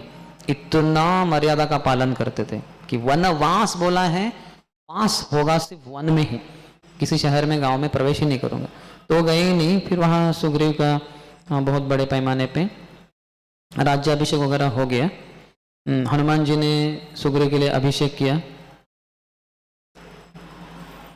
और फिर अंगद का भी अभिषेक हो गया, युवराज के रूप में उनकी घोषणा हो गई। तो फिर वहाँ बहुत सुंदर मौसम छाया हुआ है। अभी ग्रीष्म ऋतु का अंत ही हुआ है, वर्षा ऋतु शुरू ही हो जाती है। तो राम और लक्ष्मण माल्यवंत पर्वत, कोई गए हैं माल्यवंत पर्वत? जो किष्किंधा गए, हम दोनों गए। तो वहाँ ये सब स्थान आज की तारीख में भी उपस्थित है। अगर आप किष्किंधा जाएंगे, उडुपी, हम्पी और वो जो भाग है हॉस्पेट शहर जो है, तो वहाँ अंजनी पर्वत जहाँ पे हनुमान जी का जन्म हुआ, ये सब किष्किंधा नगरी जो मैं बता रहा हूँ, ये सब स्थान, कोदंडधारी राम जी के बहुत सुंदर वहाँ विग्रह है, वहाँ नदी है जिसको पार किए थे भगवान, बहुत कुछ है। आज भी, आज की तारीख में भी वो है। तो वर्षा ऋतु शुरू ही होने जा रही थी। तो फिर वहाँ भगवान राम जी कहते हैं सुग्रीव को कि अभी तो वर्षा ऋतु शुरू हो रही है, तो अभी उचित नहीं है काल, समय कि किसी के ऊपर चढ़ाई की जाए, किसी के ऊपर हमला बोल दे। तो वर्षा ऋतु में नहीं करते वो, तो हम शरद ऋतु के लिए राह देखेंगे, उसके बाद शुरू करेंगे। तो तब तक आप थोड़ा अच्छे से सेटल हो जाइए, लेकिन बस 4 महीने के लिए रुकेंगे ये चातुर्मास के लिए, और उसके बाद तुरंत समय कम रह जाता है, क्योंकि 14 साल पूर्ति होने के लिए भी एक तरीके से पास में आ रहा है समय, 10 महीने की दूरी पे है करीबन। तो अगर एक दिन की भी देरी कर दी राम जी ने, तो वहाँ भरत जी ने तो पहले से ही प्रतिज्ञाबद्ध थे कि आपने एक दिन की भी देरी की तो मैं अग्नि में, चिता में प्रवेश करके अपने शरीर को जला डालूंगा। तो भैया आपको 14 साल होते होते तभी आना है, एक दिन भी देरी नहीं करना है। तो उस तरह से समय का भी पाबंदी था राम जी के ऊपर। तो फिर ठीक है, तो वहाँ सुग्रीव लग जाता है। अभी तो वो तो राजा बना है इतने सालों के वनवास के बाद, हाँ, तो सब बंदरियों के साथ वो आराम से भोग कर रहा है, खा रहा है, अच्छे से पी रहा है इत्यादि। तो उसमें एकदम मत्त हो गया, वो भूल गया। इंद्र तृप्ति का ये स्वभाव होता है कि उसमें हम अपने कर्तव्यों को भूल जाते हैं। तो इसलिए सावध रहना चाहिए। भोगेश्वरे प्रसक्तानाम तया अपरुत चेतसाम, तो व्यवसायत्मक बुद्धि समाधो न विद्यते। तो जो भोग और ऐश्वर्य में लग जाता है, वो उसकी बुद्धि हर ली जाती है, माया उसको चुरा लेती है। भोग और ऐश्वर्य, भोग और ऐश्वर्य में क्या अंतर है? भोग यानी भोग करने के लिए, खाने के लिए, पीने के लिए, सोने के लिए बहुत अच्छा सा करना, खाने का वगैरह और सोने का वगैरह, उसको भोग कहते हैं। और ऐश्वर्य यानी जो दिखा सकते हैं हम दूसरों को, देखो मेरा गाड़ी देखो, मेरा वॉच देखो, मेरा आईफोन देखो, मेरा फ्लैट देखो, मेरा वो देखो, वो देखो, ये ऐश्वर्य। जैसे अमीर लोग होते हैं, कभी कभी ऐश्वर्य बहुत होता है, भोग नहीं कर पाते बेचारे। पार्टी हो गई, पार्टी में सबको फीस दिया, गुलाब जामुन खिलाए, इस आदमी को डायबिटीज है, वो खुद खा ही नहीं पा रहा है, और उसके सब नौकर चाकर सब जो बचे वो इतना खाते हैं, और उनको क्या झूठा बेटा कुछ नहीं होता। जो अमीर लोग खा के छोड़ के चले गए, गुलाब जामुन वगैरह पड़े आधे पूरे, वो आराम से खा रहे, बोले अच्छा हुआ, साहब जी को तो कुछ नहीं, हमें तो बहुत मिल रहा है। तो भोग कर रहे हैं ये सेवक, ऐश्वर्य है स्वामी का उनके। हो सकता है कि अमीर व्यक्ति भोग भी कर पाए, लेकिन काफी बार शायद न कर पाए। तो ये भोग और ऐश्वर्य में जो लग जाता है यानी रजोगुण में, तो वो तया अपरुत चेतसाम, उसकी बुद्धि मारी जाती है, मति भ्रष्ट हो जाती है। तो वैसे सुग्रीव का हो गया, और 4 महीने ऑलमोस्ट हो ही गए। तो हनुमान जी अच्छे मंत्री थे, उनके सहायक थे। तो उन्होंने कहा महाराज ये समय बीतता जा रहा है, अभी 4 महीने होने को ही आ रहे, तो आपको जल्दी से कुछ करना चाहिए, क्योंकि नहीं तो फिर राम जी क्रोधित हो जाएंगे। उन्होंने आपके ऊपर इतना उपकार किया है, आपकी पत्नी, आपका राज्य, सब कुछ, सेना आपको प्राप्त हुई उनकी कृपा से। तो व्यक्ति अगर क्या कहते हैं उसको, ग्रेटफुल नहीं है, कृतज्ञ नहीं है, कृतज्ञ न है, तो ऐसे व्यक्ति की मृत्यु के बाद जो कीड़े मकोड़े जो मांस खाते हैं, रक्त पीते हैं, वो लोग भी ऐसे कृतज्ञ व्यक्ति का मांस खाते नहीं। इसलिए ये तो कृतज्ञ है, हाँ, इसका खाएंगे तो हम भी कृतज्ञ बनेंगे, ऐसे शास्त्रों में लिखा है। तो कृतज्ञ नहीं होना चाहिए कभी, वी शुड बी ग्रेटफुल, कृतज्ञ होना चाहिए। ज्ञ यानी जानकारी रखने वाला, कृत यानी जो उपकार किए गए हमारे ऊपर, जिन्होंने किए, उनके प्रति हमें आभारी रहना चाहिए, उपकारों को भूलना नहीं चाहिए। इंग्लिश में कहते हैं the attitude of your gratitude decides one's altitude, the attitude of gratitude decides one's altitude. अभी इंग्लिश में, हिंदी में उसको, जो हमारी कृतज्ञता की भावना है वो हमारी भक्ति में कितनी प्रगति है उसका मापदंड है। जैसे हम सोचते हैं ना कि मैं 5 साल से हरे कृष्ण महामंत्र का जप कर रहा हूँ तो मैं सीनियर डिवोटी हूँ, या फिर मैं 15 साल से कर रहा हूँ, मैं सीनियर हूँ, मैंने बहुत प्रगति की। वैसे नहीं, ये सब तो बाहर ही है, ये दिखावा है। आपके हृदय में कितना कृतज्ञता है भक्तों के प्रति, प्रभुपाद के प्रति, आचार्यों के प्रति, सभी हमारे गुरु परंपरा के आचार्यों के प्रति, और हमारे गुरु महाराज के प्रति, अन्य भक्तों के प्रति जिन्होंने हमें भक्ति में प्रेरणा दी डे 1 से लेकर अभी भी दे रहे, उनके प्रति आपके हृदय में कितनी कृतज्ञता है। वो कृतज्ञता बढ़ती आई है दिन, माह, साल बीतते बीतते, कि वो घटती घटती गई, कम कम होती गई, और अभी हमें लगता है कि हम ही बहुत महान है, बाकी वो तो क्या है, सब सीनियर गए काम से। मैं तो था भी वैसे भी महान, लोग जानते नहीं थे, अभी सब जानते हैं मैं कौन हूँ। तो ऐसा मूर्ख है कोई तो प्रगति किया ही नहीं, वो अधोगति किया है, नीचे गया है वो, उसको लगता होगा प्रगति की है, प्रगति की ही नहीं उसने, बस समय की दूरी है, उसका जो अहंकार है वो सब भगवान चकनाचूर कर देंगे। इंग्लिश में कहते हैं pride comes before A fall, Hindi में कहेंगे उसको कि पतन के पहले अहंकार चढ़ जाता है व्यक्ति को। या अहंकार का जो आपका स्काईस्क्रैपर बिल्डिंग है, आप वालू, रेती के ऊपर, सैंड पार्टिकल्स के ऊपर खड़ा कर रहे, तो सैंड पार्टिकल्स के ऊपर आप एक मंजिल का भी घर बांधेंगे तो नीचे गिरने वाला है वो, क्योंकि वो फाउंडेशन, सॉलिड फाउंडेशन होना चाहिए, रॉक का, पत्थर का, ये तो वालू के ऊपर, सैंड पार्टिकल्स के ऊपर। तो वैसे जो अहंकारी होता है उसका नाश कर देते हैं भगवान, वो हो ही जाएगा अपने आप से। तो हनुमान जी उनको आगाह करते हैं कि जल्दी से ऐलान कर दीजिए, न्योता संदेशा भेज दीजिए। तो सुग्रीव कर देता है वो, तो अपने जो प्रमुख वानर है उनको बुलाता है, बोले जाओ सब जगह पे न्योता भेज दो, सभी जो हमारे वानर सेना है जो पूरे ब्रह्मांड में फैली हुई है उन सबको यहाँ आना है। और इनकी संख्या इतनी थी, कुल मिला के 10 के ऊपर 72 शून्य, 72 zeros, 1 0 0 0 0 0 0 0 0 72, 72 इतने वो वानर सेना आई थी। तो इन सब के लिए न्योता भेजा गया है, संदेशा भेजा गया कि 15 दिन तक सबको आना ही है, जो 16वें दिन आएगा उसको जान से मार डाला जाएगा, बस मृत्यु को ही, मृत्यु दंड ही मिलेगा उसको, तो यानी आना ही है। तो वो संदेशा भेज दिया गया हनुमान जी ने अन्य वानरों के द्वारा, नील को बताया गया वो, और नील ने वो सब कर दिया। तो यहाँ 4 महीने हो गए, शरद ऋतु आ गए, वर्षा ऋतु हो गई, शरद ऋतु हो गई। तो राम जी देख रहे किष्किंधा नगरी की शोभा, लक्ष्मण को बोला कि अरे जाओ देखो वो क्या कर रहा है सुग्रीव, उसकी मति मारी गई क्या, भोग ऐश्वर्य में लग गया, भूल गया क्या अपने जो वचन दिए थे हमारे लिए सीता को ढूंढने की, तो ऐशो आराम में मत तो हो गया, तो उसको बोलो। राम जी क्रोधित हो जाते क्योंकि सीता का वियोग उनको सता रहा है। तो कहते हैं कि ये मत सोचना, बता देना उस सुग्रीव को, वाली जिस रास्ते से गया है ना वो रास्ता अभी भी खाली ही है, उस रास्ते पे काफी लोगों को भेजा जा सकता है, यानी तुझे भी भेजा जाएगा। तो तू अपने हाथ पैर हिलाना शुरू कर, ये सब भोग ऐश्वर्य से बाहर आ जा। तो लक्ष्मण क्रोधित हो जाते हैं, भैया बस अब भी गया, इसको जान से ही मार डालता हूं मैं, इसका अंत ही कर देता हूँ। तो फिर उनको शांत करना पड़ता है, अरे लक्ष्मण तो इतना भी क्रोधित मत हो, उसको जान से मत मारना, तुम उसको समझाना तुम क्या कर रहे हो, उसको जगाना, और जो नींद में ऐशो आराम में लगा हुआ है उसकी नींद से उसको उठा देना और उसको बोलना, वो करेगा वो, शायद हो सकता है देरी हो गई, भोग और ऐश्वर्य में हो जाता है, व्यक्ति अपने कर्तव्यों को भूल जाता है। तो फिर लक्ष्मण आते हैं राम जी के कहने पर, तो आते हैं तो उनका रूप देखकर ही पहली बार वो किष्किंधा नगरी में प्रवेश कर रहे हैं, उन्होंने किया नहीं था। तो बड़ी ऐश्वर्यशाली वो है, और वहाँ बहुत सारे वानर हैं जो तैनात हैं, रक्षा कर रहे, पहरा दे रहे इत्यादि। तो वो देख के डर ही जाते। लक्ष्मण इतने क्रोधित है, अपना धनुष बाण वगैरह लेके आए, तो उनका चेहरा भाव वगैरह देख के सब डर जाते, इधर उधर दौड़ने लग जाते हैं।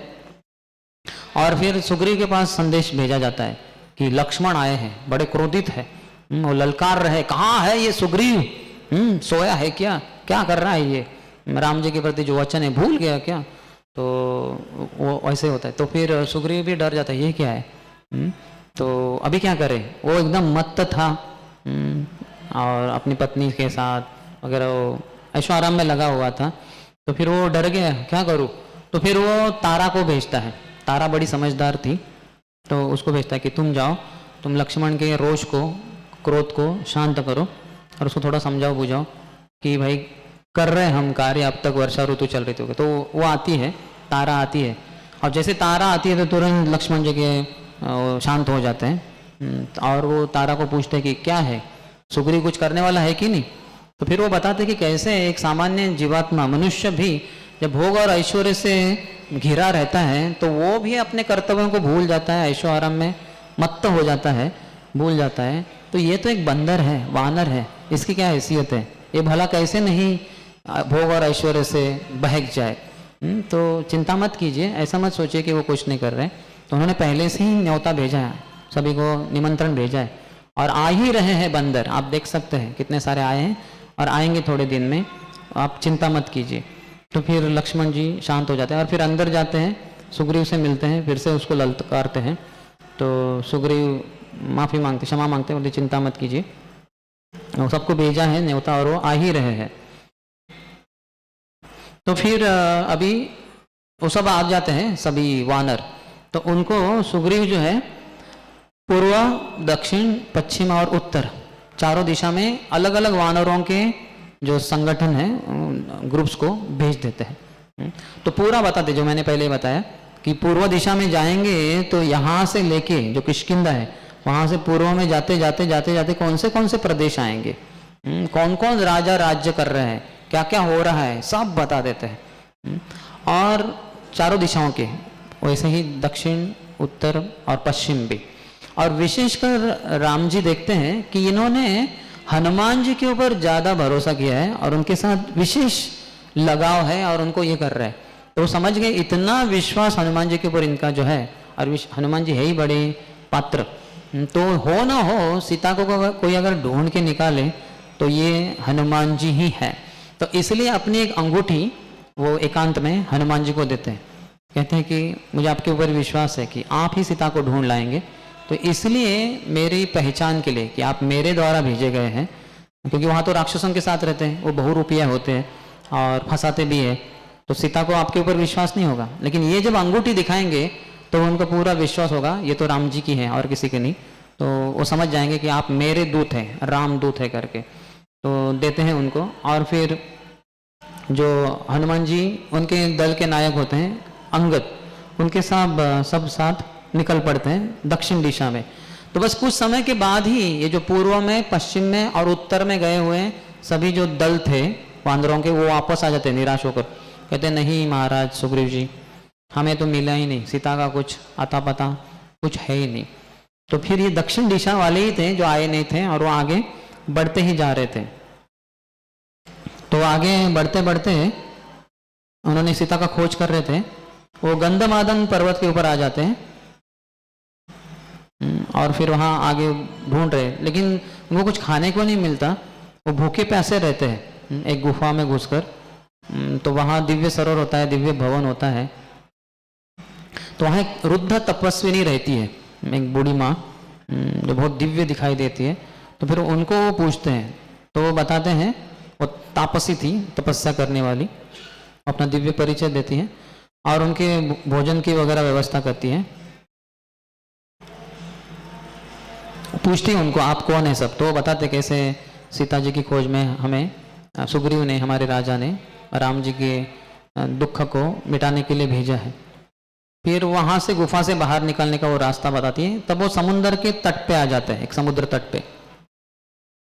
तो अभी उनको वापस भी आना था।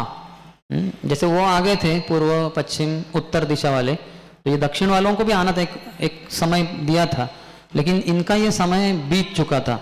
तो ये सब डर गए थे, बोलेंगे अभी हम जाएंगे और सीता तो का कुछ खबर मिली ही नहीं है, तो वहाँ जाएंगे तो सुग्री हमें जान से ही मार डालेगा, इसलिए अच्छा है कि जाए नहीं, हम यहीं पे रह लेते हैं, खाने की वगैरह व्यवस्था भी है, गुफा में रहेंगे वगैरह। तो ऐसे अंगद बोलते हैं। तो फिर हनुमान जी को अगर उनको समझाना पड़ता है कि ऐसे मत हिम्मत हारिए, हम जाएंगे आगे, जल्दी से कुछ पता चलेगा। तो फिर वो आगे बढ़ते हैं। तो समुद्र के किनारे एक जगह पे रहते हैं, तो वो सब उपवास करते हैं, सोच के कि जब तक सीता की खोज ना हो तब तक हम उपवास ही रहेंगे और उपवास रखेंगे। तो इसलिए फिर ऐसे समय में उनको एक आवाज़ आती है, अरे अच्छा हुआ हाँ कि ये लोग यहाँ पे आए हैं। अर्थात ये बातें करते हैं कि कैसे धन्य हैं, वो बहुत सारा गुणगान करते हैं कि इक्ष्वाकु कुल नंदन राम जी, उन्होंने कितने अच्छे नेक हैं, इन्होंने राक्षसों की हत्या की, ब्राह्मणों को मुनिवर्यों को राक्षसों से बचाया। और फिर उनके लिए जब सीता उनकी लेके जा रहे थे रावण ये राक्षस, तो उस समय कैसे जटायु ने अपने प्राणों की आहुति दे दी, वो दिलो जान से लड़ा, बूढ़े थे कमज़ोर थे लेकिन पूरा शक्ति लगाकर लड़े वो, और अपने प्राणों की आहुति दे दी उन्होंने। तो ये उनकी वार्ता चल रही थी, तब तक ये बोल रहे थे ऊपर से, ये संपाति करके एक बड़ा गीत था, वो बोलता है ये अच्छा हुआ मैं बहुत दिनों से भूखा था, खाने को कुछ नहीं, और ये सब बंदर इतने सारे, इनको मैं खा जाऊंगा। तो वो जब बोलते हैं तो वो सुनते भी हैं इनसे, इन्होंने जटायु का उल्लेख किया, तो बोलते हैं ये जटायु के बारे में आपको कैसे पता? तो भी बताते हैं कैसे राम जी आए, सीता को हरण करते समय जब रावण लेके जा रहा था तो जटायु ने युद्ध होकर के बोले ये तो मेरा भाई है, बोले छोटा भाई है, मैं संपाति हूँ। तो हम दोनों भाई, तो एक बार हम ऐसे इंद्र से हमने सुना कि इंद्र बड़ा शक्तिशाली देवता है, तो हम उनसे लड़ने के लिए दोनों चले गए, इंद्रदेव को हरा दिया हमने स्वर्गलोक में। तो जब आ रहे थे तो नीचे सूरज के काफ़ी पास में आ गया मेरा भाई जटायु, तो उसकी पर जलने लग गए, तो उसको बचाने के लिए तुरंत में उसके ऊपर ऐसा हो गया और अपने पंख फैला दिए, लेकिन मेरे पंख जल गए और मैं वहाँ से नीचे गिर गया पृथ्वी पर, यह इस स्थान पे गिर गया मैं। लेकिन एक ऋषि ने मुझे कहा कि तुम्हें यहाँ रहना है, तो अभी तो तुम उड़ नहीं पाओगे और कुछ कर नहीं पाओगे, चिंता मत करो, तुम्हारा जो पुत्र है वो तुम्हारे लिए खाना वगैरह लेके आएगा रोज के रोज, लेकिन आगे जाके जब राम जी आएंगे तो उनकी सेवा करनी है तुम्हें, सीता कहाँ है उनकी पत्नी, उसके बारे में आपको जानकारी देनी है। वो जब तुम करोगे सेवा तब तुम्हारे पंखों में वो फिर से शक्ति आ जाएगी और तुम उड़ पाओगे। तो फिर ये जो बंदर जो थे सब बताए थे, तो वो पूछते हैं बंदर कि क्या आप बता सकते हैं सीता देवी कहाँ है, कहाँ लेके गए रावण? तो बोले मैं देख पा रहा हूँ, अभी भी यहाँ से भी देख पा रहा हूँ, समुद्र के उस पार लंका में, वहाँ अशोक वाटिका में सीता देवी बैठी है राक्षसियों से घिरी हुई, और रावण को भी मैं देख पा रहा हूँ। अभी मेरे बूढ़ा हो गया हूँ और मेरे पर जल गए, अन्यथा फिर मैं जवान होता तो मैं भी सीता को लेके आता था, लेकिन अभी मुझसे संभव नहीं है। लेकिन आप ये अब जाके उनका आता पता ढूंढ निकाल सकते, उस दिशा में ही लंका में ही है। तो बड़े सब प्रसन्न हो जाते हैं और इसके बाद संपत्ति के पंख आ जाते हैं और फिर वो उड़ के वहाँ से चले जाते हैं। उसके पुत्र का नाम सुपार्श्व था, तो उन्होंने सीता देवी को जाते हुए देखा था रावण के साथ इत्यादि। अपनी आत्मकथा बताने के बाद संपाति निशाचर मुनि ने उनको जो बताया था उसके अनुसार चलकर वो वहाँ से उड़ जाते हैं और वो कहते हैं कि अभी मेरे पंख आ गए हैं, तो इससे ये साबित होता है कि आप ज़रूर यशस्वी होंगे आपके आंदोलन में कि सीता देवी की खोज में, क्योंकि ये मेरे पंख आ जाना फिर से यही इसका सबूत है कि आप ज़रूर सीता को खोजने में पूरी तरह से आप यशस्वी बनेंगे करके। फिर वो वहाँ से चले जाते हैं। तो अभी इतना बड़ा समुंदर है जिसके किनारे पे ये बंदर है, अभी सोच रहे इसको पार कैसे करके जाए, जो लंका में जाना है तो क्या करे, कौन जाएगा? तो एक बंदर कहता है कि मैं 10 योजन ये मैं छलांग लगा सकता हूँ। बोले 10 योजन क्या काम का, क्योंकि ये 100 योजन का समुंदर है, तुम 10 योजन छलांग लगाओगे समुद्र में गिर जाओगे, वापस भी नहीं आ पाओगे। एक बोलता है मैं 20 योजन छलांग लगा सकता, बोले वो भी किस काम का, बोले 30 योजन। तो अंगद बोलता मैं 100 योजन छलांग लगा के जा सकता हूँ। लेकिन वो वापस नहीं आ सकता, फिर तो प्रॉब्लम ही हो जाएगा, उधर पकड़े जाओगे, हम समस्या में और समस्या बढ़ जाएगी। तो फिर जाम्बवान कहते हैं मैं बूढ़ा हो गया हूँ, जब मैं जवान था, वृक्षराज था मैं, तो जब वामन देव भगवान ने अपने जो बलि महाराज के पास थे, तो जब अपने कदम ऊपर उठाए थे ब्रह्मांड के ऊपरी दिशा में, तब मैंने उनके चरणों का 21 बार प्रदक्षिणा किया था पूरा ब्रह्मांड में घूम के। ये मेरी जवानी में मुझे संभव था, अभी मैं काफ़ी बूढ़ा हुआ हूँ, अभी मैं नहीं कर पाऊंगा ये। तो सभी शांत थे, किसी में वो शक्ति है ही नहीं। कोई अभी सब शांत है, क्योंकि वो 100 योजन दूर लंबा सागर है, उसको कैसे पार करे। तो देखते हैं जाम्बवान हनुमान जी की तरफ, अरे ये तो शांत बैठे हैं, कुछ बोल ही नहीं रहे। हाँ, तो फिर जाम्बवान जाते हैं और बोलते हैं हनुमान तुम भूल गए अपनी शक्ति को। फिर उनको अपने जीवन चरित्र बताते हैं, कैसे अंजनी पर्वत के ऊपर तुम केशरी, जो वानरों के राजा है केशरी, उनके साथ एक स्वर्ग की अप्सरा थी, उसका वो आए थी इस धरातल पे, और फिर वो स्त्री के रूप में अपना रूप बदल सकती थी, स्त्री के रूप में उनका केशरी राज से विवाह हुआ, आनंद राज केशरी से। और एक बार वो तपस्या कर रही थी भगवान के प्रति, तो उसके सौंदर्य के प्रति आकर्षित हो गए वायु, और फिर वायु ने उसके कपड़े उड़ा दिए, और उसके नग्न अवस्था में उसके सौंदर्य को देखकर वो बड़े ये हो गए, और उन्होंने उनको आलिंगन किया। तो इनको समझा कोई तो मुझे आलिंगन कर रहा है, बोले कौन है, कौन हो तुम? तो उन्होंने कहा कि मैं वायुदेव हूँ, तो मैं अभी तुम्हारे द्वारा एक बहुत ही शक्तिशाली योद्धा जो रहेंगे उनकी उत्पत्ति करने जा रहा हूँ, वो तुम्हारा पुत्र रहेगा, और तुम चिंता मत करो, तुम्हारी जो पवित्र है वो टिका रहेगा। तो फिर उनको हनुमान जी पुत्र के रूप में प्राप्त होते हैं। ये सब जाम्बवान बता रहे। और फिर तुम छोटे ही थे उधर अंजनी पर्वत के ऊपर, तो तुमने उगते हुए सूरज को देखा, जो लाल लाल फल जैसा दिख रहा था, तो तुम्हें लगा ये तो कोई फल ही है। तुम भूखे भी थे, तो तुमने सोचा इसको ही मैं खा लेता हूँ, तो तुमने छलांग लगाई, क्योंकि वायु के पुत्र हो, वायुदेव ने कहा था, क्योंकि मैं वायु हूँ तो मेरी शक्ति वो पुत्र में रहेगी जो तुम्हारे द्वारा प्राप्त होगा। वो छलांग लगा पाएगा, कितना भी ऊंची ऊंची छलांग। तो ये छलांग लगा दी हनुमान जी ने हवा में, आकाश में, और वो गए पास गए सूर्यदेव के पास। तो विवस्वान भगवान डर गए, अरे ये क्या है, ये कौन है बालक वानरों का, ये तो मुझे ऐसे ही निगल जाएगा। तो उन्होंने इंद्रदेव को प्रार्थना की, आप देवताओं के राजा हैं, मेरी रक्षा कीजिए। तो इंद्र ने देखा ये कौन है बालक, तो उन्होंने अपना वज्र लिया और जोर से फेंका, जो हनुमान जी के लेफ्ट साइड का जो ठोड़ी है हनु, उसको फोड़ दिया उन्होंने, और वो बालक बेहोश होकर जमीन पे गिर गया। तो जाम्बवान बताते क्योंकि तुम्हारे हनु के ऊपर उन्होंने आघात किया, तो इसलिए तुम्हारा एक नाम हनुमान हो गया। तो तुम जब बेहोश होकर जमीन पे गिरे, तो पवन देव, वायुदेव बहुत क्रोधित हुए, अरे मेरे पुत्र को ऐसे कर दिया ये इंद्र ने, देवताओं ने ऐसी क्षति पहुंचाई, वो बेहोश हो गया। तो वो तुम्हें एक गुफा में लेके गए, और फिर वहाँ फिर उन्होंने पूरे संसार की वायु अंदर खींच ली, और पूरे ब्रह्मांड में वायु का नामो निशान नहीं, तो सबको सफोकेशन होने लग गया, श्वास नहीं ले पा रहे। तो सभी देवता आए और वायुदेव की माफ़ी मांगी, बोले मेरी नहीं, मेरे पुत्र के प्रति आपने अपराध किया है, तो उसको आप सब वरदान दीजिए वगैरह। तो हर कोई वरदान देता है। ब्रह्मा जी कहते हैं मेरा ब्रह्मास्त्र तुम्हारे ऊपर कभी काम नहीं करेगा। तो ब्रह्मास्त्र बहुत शक्तिशाली अस्त्र है, संसार का सबसे बड़ा।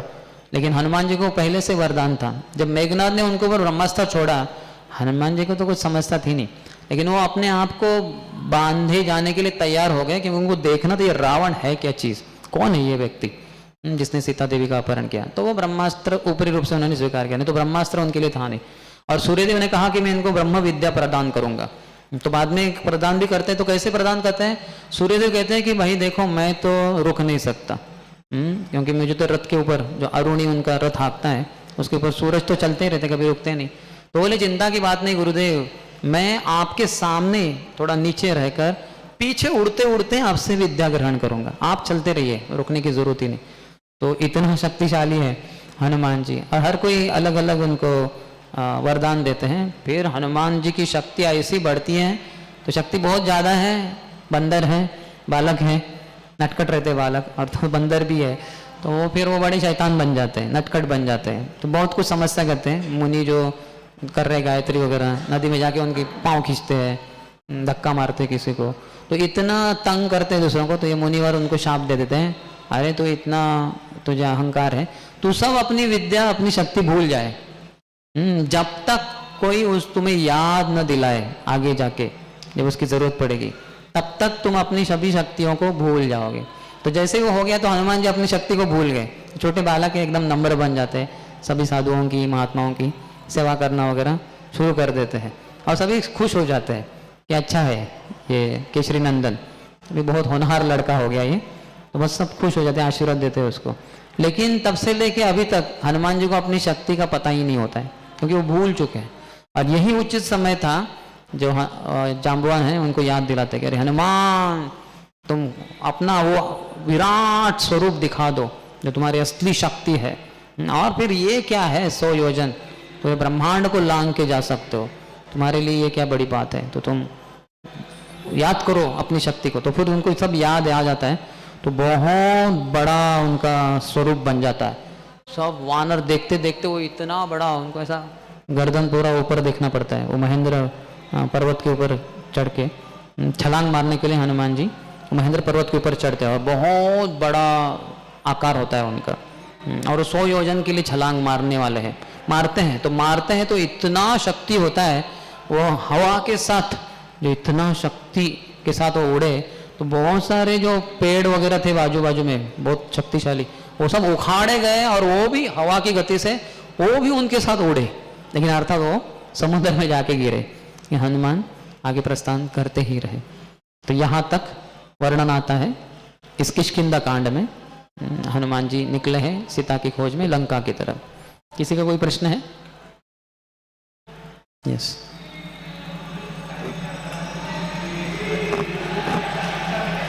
एक मिनट, नहीं, एक तरीके से एक ही है। इंग्लिश में कहते हैं जेलसी एंड एनवी, हमको जिसका हिंदी पता नहीं शब्द, लेकिन जेलसी ऐसा है पर उत्कर्ष असहनम इति मत्सरः। जेलसी यानी दूसरों का उत्कर्ष सहन नहीं हो पाना। आप जलते हैं, अरे इसको कैसे क्या ये पोस्ट मिल गया, इसकी कैसे प्रगति हो गई, इतना जल्दी मैनेजर बन गया, मैं तो वहाँ कहीं नीचे हूँ। तो इसको जेलसी कहते हैं इंग्लिश में, इसको जो भी हिंदी शब्द है। और एनवी यानी बंद, हाँ, तो फिर नहीं, वो उसके कारण होते हैं, दोनों चालू रहते तो समस्या होती। तो फिर और एनवी यानी उसको क्षति पहुंचाने की जब इच्छा होती है कि इसके कारण समस्या हो रही है। जैसे भगवद्गीता के 16वें अध्याय में भगवान कहते हैं कि ईश्वर अहम भोगी सिद्धो हम बलवान सुखी आढ़्यो अभिजान वनस्मी कौन अस्ति मया सदृशा। मैं ईश्वर हूँ, मैं नियंत्रक हूँ, ईश्वर अहम भोगी, मैं भोगी हूँ, सिद्धो हम, मैं शक्तिशाली हूँ, सिद्ध हूँ, परिपूर्ण हूँ, बलवान हूँ, बलवान, सुखी, मैं सुखी हूँ, मैं अमीर हूँ, करोड़पति हूँ, अरबपति, और ये सब मेरे करोड़पति अरबपति सब मित्र परिवार वाले वगैरह हैं, और वो मेरा शत्रु था, उसको मैंने मार डाला, या और एक बचा है, इसको भी मार डालूंगा। हाँ, तो इस प्रकार का जो विचार है जो मारने पे ही तुला है, तो उसको एनवी कहते हैं। ये बहुत ज़्यादा समस्या का वाला है। यस, तो वो जेलसी और एनवी में अंतर। और किसी का प्रश्न? यस। हरे कृष्णा। प्रभु जी, आपने बताया था श्रील भक्ति विनोद ठाकुर ने कहा था कि हाँ, भगवान जो है, सेवक जो होता है भगवान को हर रूप में पहचान लेता है। प्रभु जी, इसका रेफरेंस क्या है? भक्ति विनोद ठाकुर नहीं, मतलब किस जगह पे, मतलब कोई अगर? हाँ, भक्ति विनोद ठाकुर के सभी ग्रंथ पढ़िए, किधर तो मिल जाएगा आपको। Thank you. उन्होंने वैसे 100 के ऊपर अधिक ग्रंथ लिखे, तो पढ़ लीजिए। 100 नहीं मिले तब फिर से मेरे पास आइए, फिर हम देखेंगे क्या करना है, मिल जाएगा किधर तो। और कोई?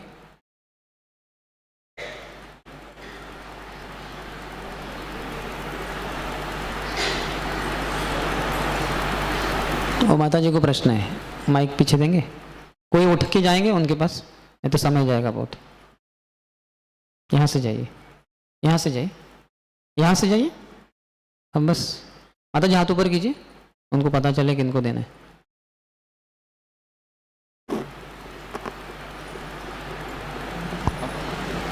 हरे कृष्ण प्रभु जी। हरे कृष्ण। प्रभु जी, वाली जब इतना ताकतवर था तो वो गुफा से वो पत्थर को क्यों नहीं हटाया? नहीं हटाया उसने, वो मैं बताना रह गया मेरा। वो बताता है बाद में सुग्रीव को कि अरे तुमने उसको, मैं 1 साल उसके साथ, उसके बहुत सारे परिवार वैसे बहुत सारे थे, उन सबको मैंने मार डाला, 1 साल में।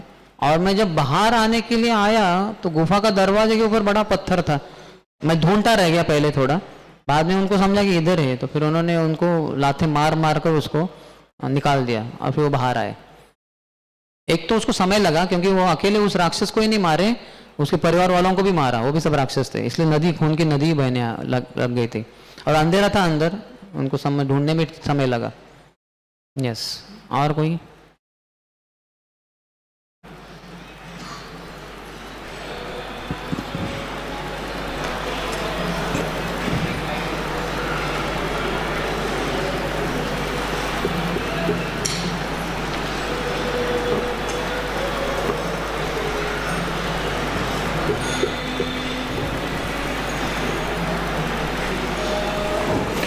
हरे कृष्ण प्रभु जी। हरे कृष्ण। प्रभु जी, जैसे आपने बताया कि 24 घंटे श्रवणम कीर्तनम करना बहुत महत्वपूर्ण है, प्रभुपाद ने कहा। तो प्रभु जी इसमें हम लोग ये भी सुनते हैं कि हम लोग जो श्रवण कीर्तन करते हैं उसमें मनन करना भी बहुत जरूरी है।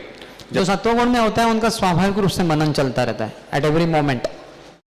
You think before you do, while doing you are again thinking whether some other course of action is required, and after doing again you reflect back कि ठीक से किया कि नहीं, तो उनका कंटिन्यूस कंटेम्पलेशन चलता रहता है, जो रजोगुण और तमोगुणी लोगों के लिए थोड़ा मुश्किल जाएगा, तो इसलिए उनको थोड़ा प्रयास करना पड़ेगा उसके ऊपर कंटेम्पलेशन करने के लिए।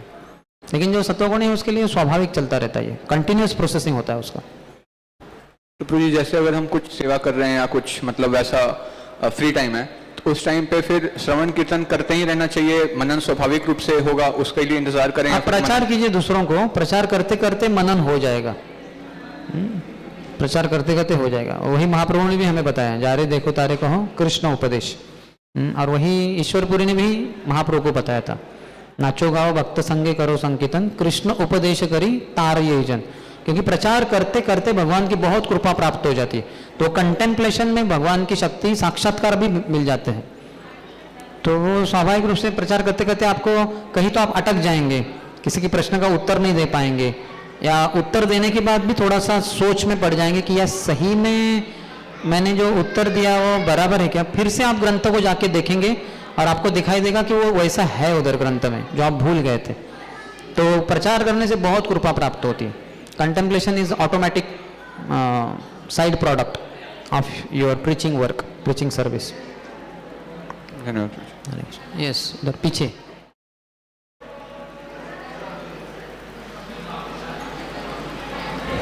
हरे कृष्ण प्रभु जी, बहुत बहुत धन्यवाद। प्रभु जी मेरा प्रश्न था, जितने भी जैसे हमको सॉल्यूशंस बताए जाते हैं भक्ति में अप्लाई करने के लिए, उनका एक बैकग्राउंड होता है कि सतोगुण में ही वो संभव होता है पालन करना, लेकिन जनरली हमारा जो मोड होता है वो सतोगुण होता नहीं है, तो जो सॉल्यूशन होते हैं वो भी अप्लाई करने पे इतना इफेक्टिव नहीं हो पाते। तो उसमें क्या करना चाहिए, क्योंकि हम तो रजोगुण तमोगुण से ही ज़्यादा प्रभावित रहते हैं। सत्वगुणी या शुद्ध सत्वगुणी भक्तों का आश्रय लेकर आप कौन से भी गुण में हो, रजोगुण हो या तमोगुण, आप सेवा करते रहिए। तो आप सत्वगुण में न होने के बाद भी आपको सत्वगुणी विचारधाराओं को आप कनेक्ट हो जाएंगे। जैसे आप साइकिल वाले हो सकते हैं जिनका स्पीड 10 किलोमीटर्स पर आवर हो सकता है, लेकिन साइकिल चलाते आपने भारत में देखा है, वो लॉरी को पकड़ता है आदमी एक हाथ से हैंडल पकड़ा, फिर वो स्पीड बढ़ जाता है 30-40 किलोमीटर पर किलोमीटर, 30-40 किलोमीटर पर आवर हो जाता है। तो उसका स्पीड वही है, लेकिन उसने पकड़ लिया तेज गति वाले वाहन को, तो उसका स्पीड बढ़ जाएगा। तो इसलिए आपको सत्वगुणी और शुद्ध सत्वगुणी भक्तों के अंतर्गत रहकर ही सेवा करनी चाहिए, तभी आप जो भी गुण में हो तो उससे कुछ मायने नहीं रहता। You can practice pure devotional service while you being in passion and ignorance, not being a pure devotee, you can practice pure devotional service। जैसे मैंने उदाहरण दिया, वो साइकिल वाले का स्पीड कुछ भी हो जाए वो 10 किलोमीटर पर आवर ही रहेगा, लेकिन जब वो पकड़ लेता है साइकिल वाला, लेकिन वो लॉरी वाला जैसे बन जाता है, क्योंकि लॉरी को पकड़ा है ना, तो वो हो उसके द्वारा हम शुद्ध भक्ति कर सकते हैं, हालांकि हम अशुद्ध हैं। वो छोड़ देंगे फिर तो हम साइकिल वाले हैं, फिर तो स्लो गति से चलेगा आगे वो। तो you have to put yourself under the guidance of devotee in the mode of goodness और प्योर गुडनेस। यस, और कोई? हाँ,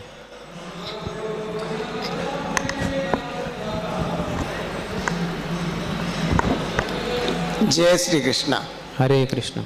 महाराज जी, आपने जैसे बताया कि कई अवतार हुए, तो उसमें नरसिंह देव जी का पावर इतना है कि वो सारे ब्रह्मांड में, सभी ब्रह्मांड, अनंत कोटि ब्रह्मांडों, अनंत कोटि ब्रह्मांड। तो जो मेरी समझ में जो था वो हम आपसे बता रहे हैं। क्या राम कृष्ण या और जो अवतार हुए हैं, क्या इनकी शक्तियां नरसिंह देव जी से कम थी? नहीं नहीं, मैंने पहले ही कहा ना, कृष्ण के अलावा दो महत्वपूर्ण अवतार है, राम और नरसिंहदेव। उनकी शक्तियां अनगिनत है। वो एक ही है कृष्ण, वो इतने सारे रूपों में आ जाते हैं, जैसे जैसे शक्ति जितना जहां जरूरी है उतना प्रदर्शन कर देते हैं। नहीं तो भगवान में अनंत शक्ति है, जितना जरूरत है। अभी जैसे समझिए, अभी मुझे ये ग्लास को उठाना है, पानी से भरा है, तो मैं ऐसे नहीं करूंगा हाँ ये तो अर्थ ये तो खाली है अभी, ठीक है, पानी से भी भर दिया। ये तो 2 उंगली में कोई छोटा बालक भी उठा लेगा। तो अभी इसको उठाने में मैं ज्यादा शक्ति प्रदर्शन नहीं करूंगा, क्योंकि ये हल्का है। लेकिन ये उससे भी ज्यादा कुछ, ये हैवी है या और कुछ है, तो मैं अधिकाधिक शक्ति प्रदर्शन करूंगा। तो अभी मैं एक ही व्यक्ति हूं, लेकिन जो सामने चीज है, भारी है, हल्की है, उसके अनुसार मैं अपनी कम या ज्यादा शक्ति लगाता हूं। लेकिन भगवान के विस्तार हो जाते हैं और वो उतना शक्ति प्रदर्शित करते हैं जितना की उधर जरूरत है। हिरण्यकश्यप को मारने की जितनी शक्ति चाहिए उतना ही नरसिंह देव प्रदर्शित करते हैं। और फिर बड़े बड़े अन्य राक्षसों को मारने के लिए कृष्ण जाएंगे तो फिर वो यमासुर, बकासुर, अगासुर, अरिष्टासुर, पुतना, तृणावत, फिर वो शक्ति अधिकाधिक दिखाएंगे। जो मुख्य जो 10 अवतार हुए हैं, उनमें एक साथ तो 2 लोगों का हुआ नहीं है? हुआ है? नहीं, वो अलग अलग समय पे आते हैं, अलग अलग समय पर आए। तो जिस समय जो आया वो उतना ही पावरफुल था, वो चाहे पहले नंबर पर आया हो चाहे 10वें नंबर। नहीं, वैसे नहीं है। अवतारों के 6 प्रकार है, टाइप्स। लीला अवतार, गुणावतार, पुरुषावतार, युगावतार, मनवंतर अवतार, शक्त्यावेश अवतार। तो शक्त्यावेश अवतार में भी 2 प्रकार होते हैं। एक भगवान स्वयं आते हैं, नहीं तो एक जीवात्मा को भगवान अपनी शक्ति प्रदान करते हैं। तो वो प्रायः भगवान जैसे शक्ति प्रदर्शन करता है, लेकिन होता जीवात्मा है। जैसे प्रभुपाद कहें, Jesus Christ, he is also accepted one of the शक्त्यावेश अवतार। है जीवात्मा आपकी हमारी तरह, लेकिन जैसे ये प्रधानमंत्री है नरेंद्र मोदी, ये क्या है? उनके 2 आंखें हैं, 1 नाक है, 2 कान है, 2 हाथ, 2 पाँव, जो हमारे भी है। वो भारतीय सिटीजन है, हम भी भारतीय सिटीजन है। लेकिन उन्होंने जो ये किया है, जिसके द्वारा लाखों भारतीय उनको चाहते हैं, उतना हमारा नहीं है। तो इसलिए हम इलेक्शन में खड़े होंगे तो हम बहुत बुरे तरीके से नीचे गिर जाएंगे, वो तो एकदम ऊपर चले जाते हैं। तो उसी तरह से जीवात्मा को भी ये शक्ति प्राप्त होती है। वैसे लीला अवतार होते हैं, मनवंतर अवतार होते हैं, ये अलग अलग टाइप से। तो ये आपको सब पढ़ना होगा प्रभुपाद के ग्रंथों से। आपने पढ़ा है भगवगीता, भागवतम? नहीं, तो फिर आपको यहाँ के कोर्सेज ज्वाइन कीजिए, पूछिए यहाँ के भक्तों को, या हर संडे वगैरह या सैटरडे या जहाँ आप रहते हैं कानपुर में, वहाँ ये सब कार्यक्रम चलते हैं। और ये बहुत घंटे आपको देने पड़ेंगे, हर हफ्ते 2 घंटे 3 घंटे। और आपके घर में आप रोज प्रभुपाद के ग्रंथ पढ़ेंगे, वहाँ भी आपको काफ़ी एनलाइटनमेंट मिलेगा। कुछ थोड़ा समझ नहीं रहा है तो आप बाद में वीकली प्रोग्राम में भक्तों को पूछ सकते हैं और ज्ञान अर्जन। ये बहुत बहुत गहराई में है सब, हजारों लाखों श्लोक है जी, ऐसा तो है। ठीक है, हरे कृष्णा। और कोई? जैसे मैं एक शिक्षक भी हूँ, जैसे आपके लिए अभी शिक्षक का कार्यक्रम, लेकिन मैं स्टूडेंट भी हूँ। मैं भी कोर्सेज ज्वाइन करता हूँ, भक्ति वेदांत, भक्ति सार्वभौम। तो सीखने के लिए इतना है कि आजीवन आप विद्यार्थी के रूप में रह सकते हैं। लेकिन काफ़ी कुछ जो बेसिक नॉलेज है वो पहले 1 2 3 4 5 साल में आराम से व्यक्ति सीख सकता है, लेकिन कोर्सेज ज्वाइन करने पड़ेंगे वीकली बेसिस पे। यस। हाँ, हरे कृष्ण प्रभु जी। प्रभु जी, मेरा प्रश्न ये था कि सुग्रीव जब बाली से हार गए थे, तो सुग्रीव जी की जो पत्नी थी, तो उन्होंने सुग्रीव जी की पत्नी थी, जो उन्होंने बाली को स्वीकार क्यों किया? मतलब उनके साथ भी जा सकते थे। वो जबरदस्ती करेगा तो क्या करेगी वो? ऐसे ही तो स्त्रियों के ऊपर अत्याचार होते हैं ना, क्योंकि वो अबला होती है। एक पुरुष उनकी रक्षा करता है। जब एक छोटी लड़की के रूप में रहती है एक लड़की यानी युवती, तो उसकी रक्षा उसके पिताजी करते हैं। जब वो जवान बनती हैं तो उसके पिताजी बूढ़े होते हैं, वो उसकी रक्षा नहीं कर सकते, इसलिए एक जवान को सुपूत करते हैं जो उसके पति होते हैं, जो उनकी रक्षा करते हैं। लेकिन जब वो बूढ़ी हो जाती है तो पति भी बूढ़े हो जाते हैं, वो रक्षा नहीं कर पाएंगे, तो उनका बेटा रहता है, बड़ा बेटा, वो उनकी रक्षा करेगा। तो हर स्थिति में एक स्त्री की रक्षा की जाती है पुरुष के द्वारा। तो अब इनके जो पुरुष थे यानी पति, उनको तो मार पिटाई करके ये जबरदस्ती से वाली पत्नी का हरण किए, तो भी अबला ही थी और उनके पति कुछ कर नहीं पा रहे थे, तो इस तरह से उन्होंने अत्याचार किया वाली ने, इसलिए तो भगवान ने उनको मार डाला। यस, और कोई?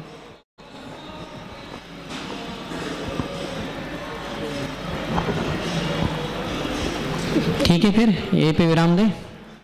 ओके, बहुत बहुत धन्यवाद। श्री सीताराम लक्ष्मण हनुमान की, श्री राम नवमी महामहोत्सव की, श्री रामचंद्र भगवान की, वाल्मीकि रामायण की, शिल प्रभुपाद की, समवेत गौर भक्त वृंद की, निताय गौर प्रेमानंदे।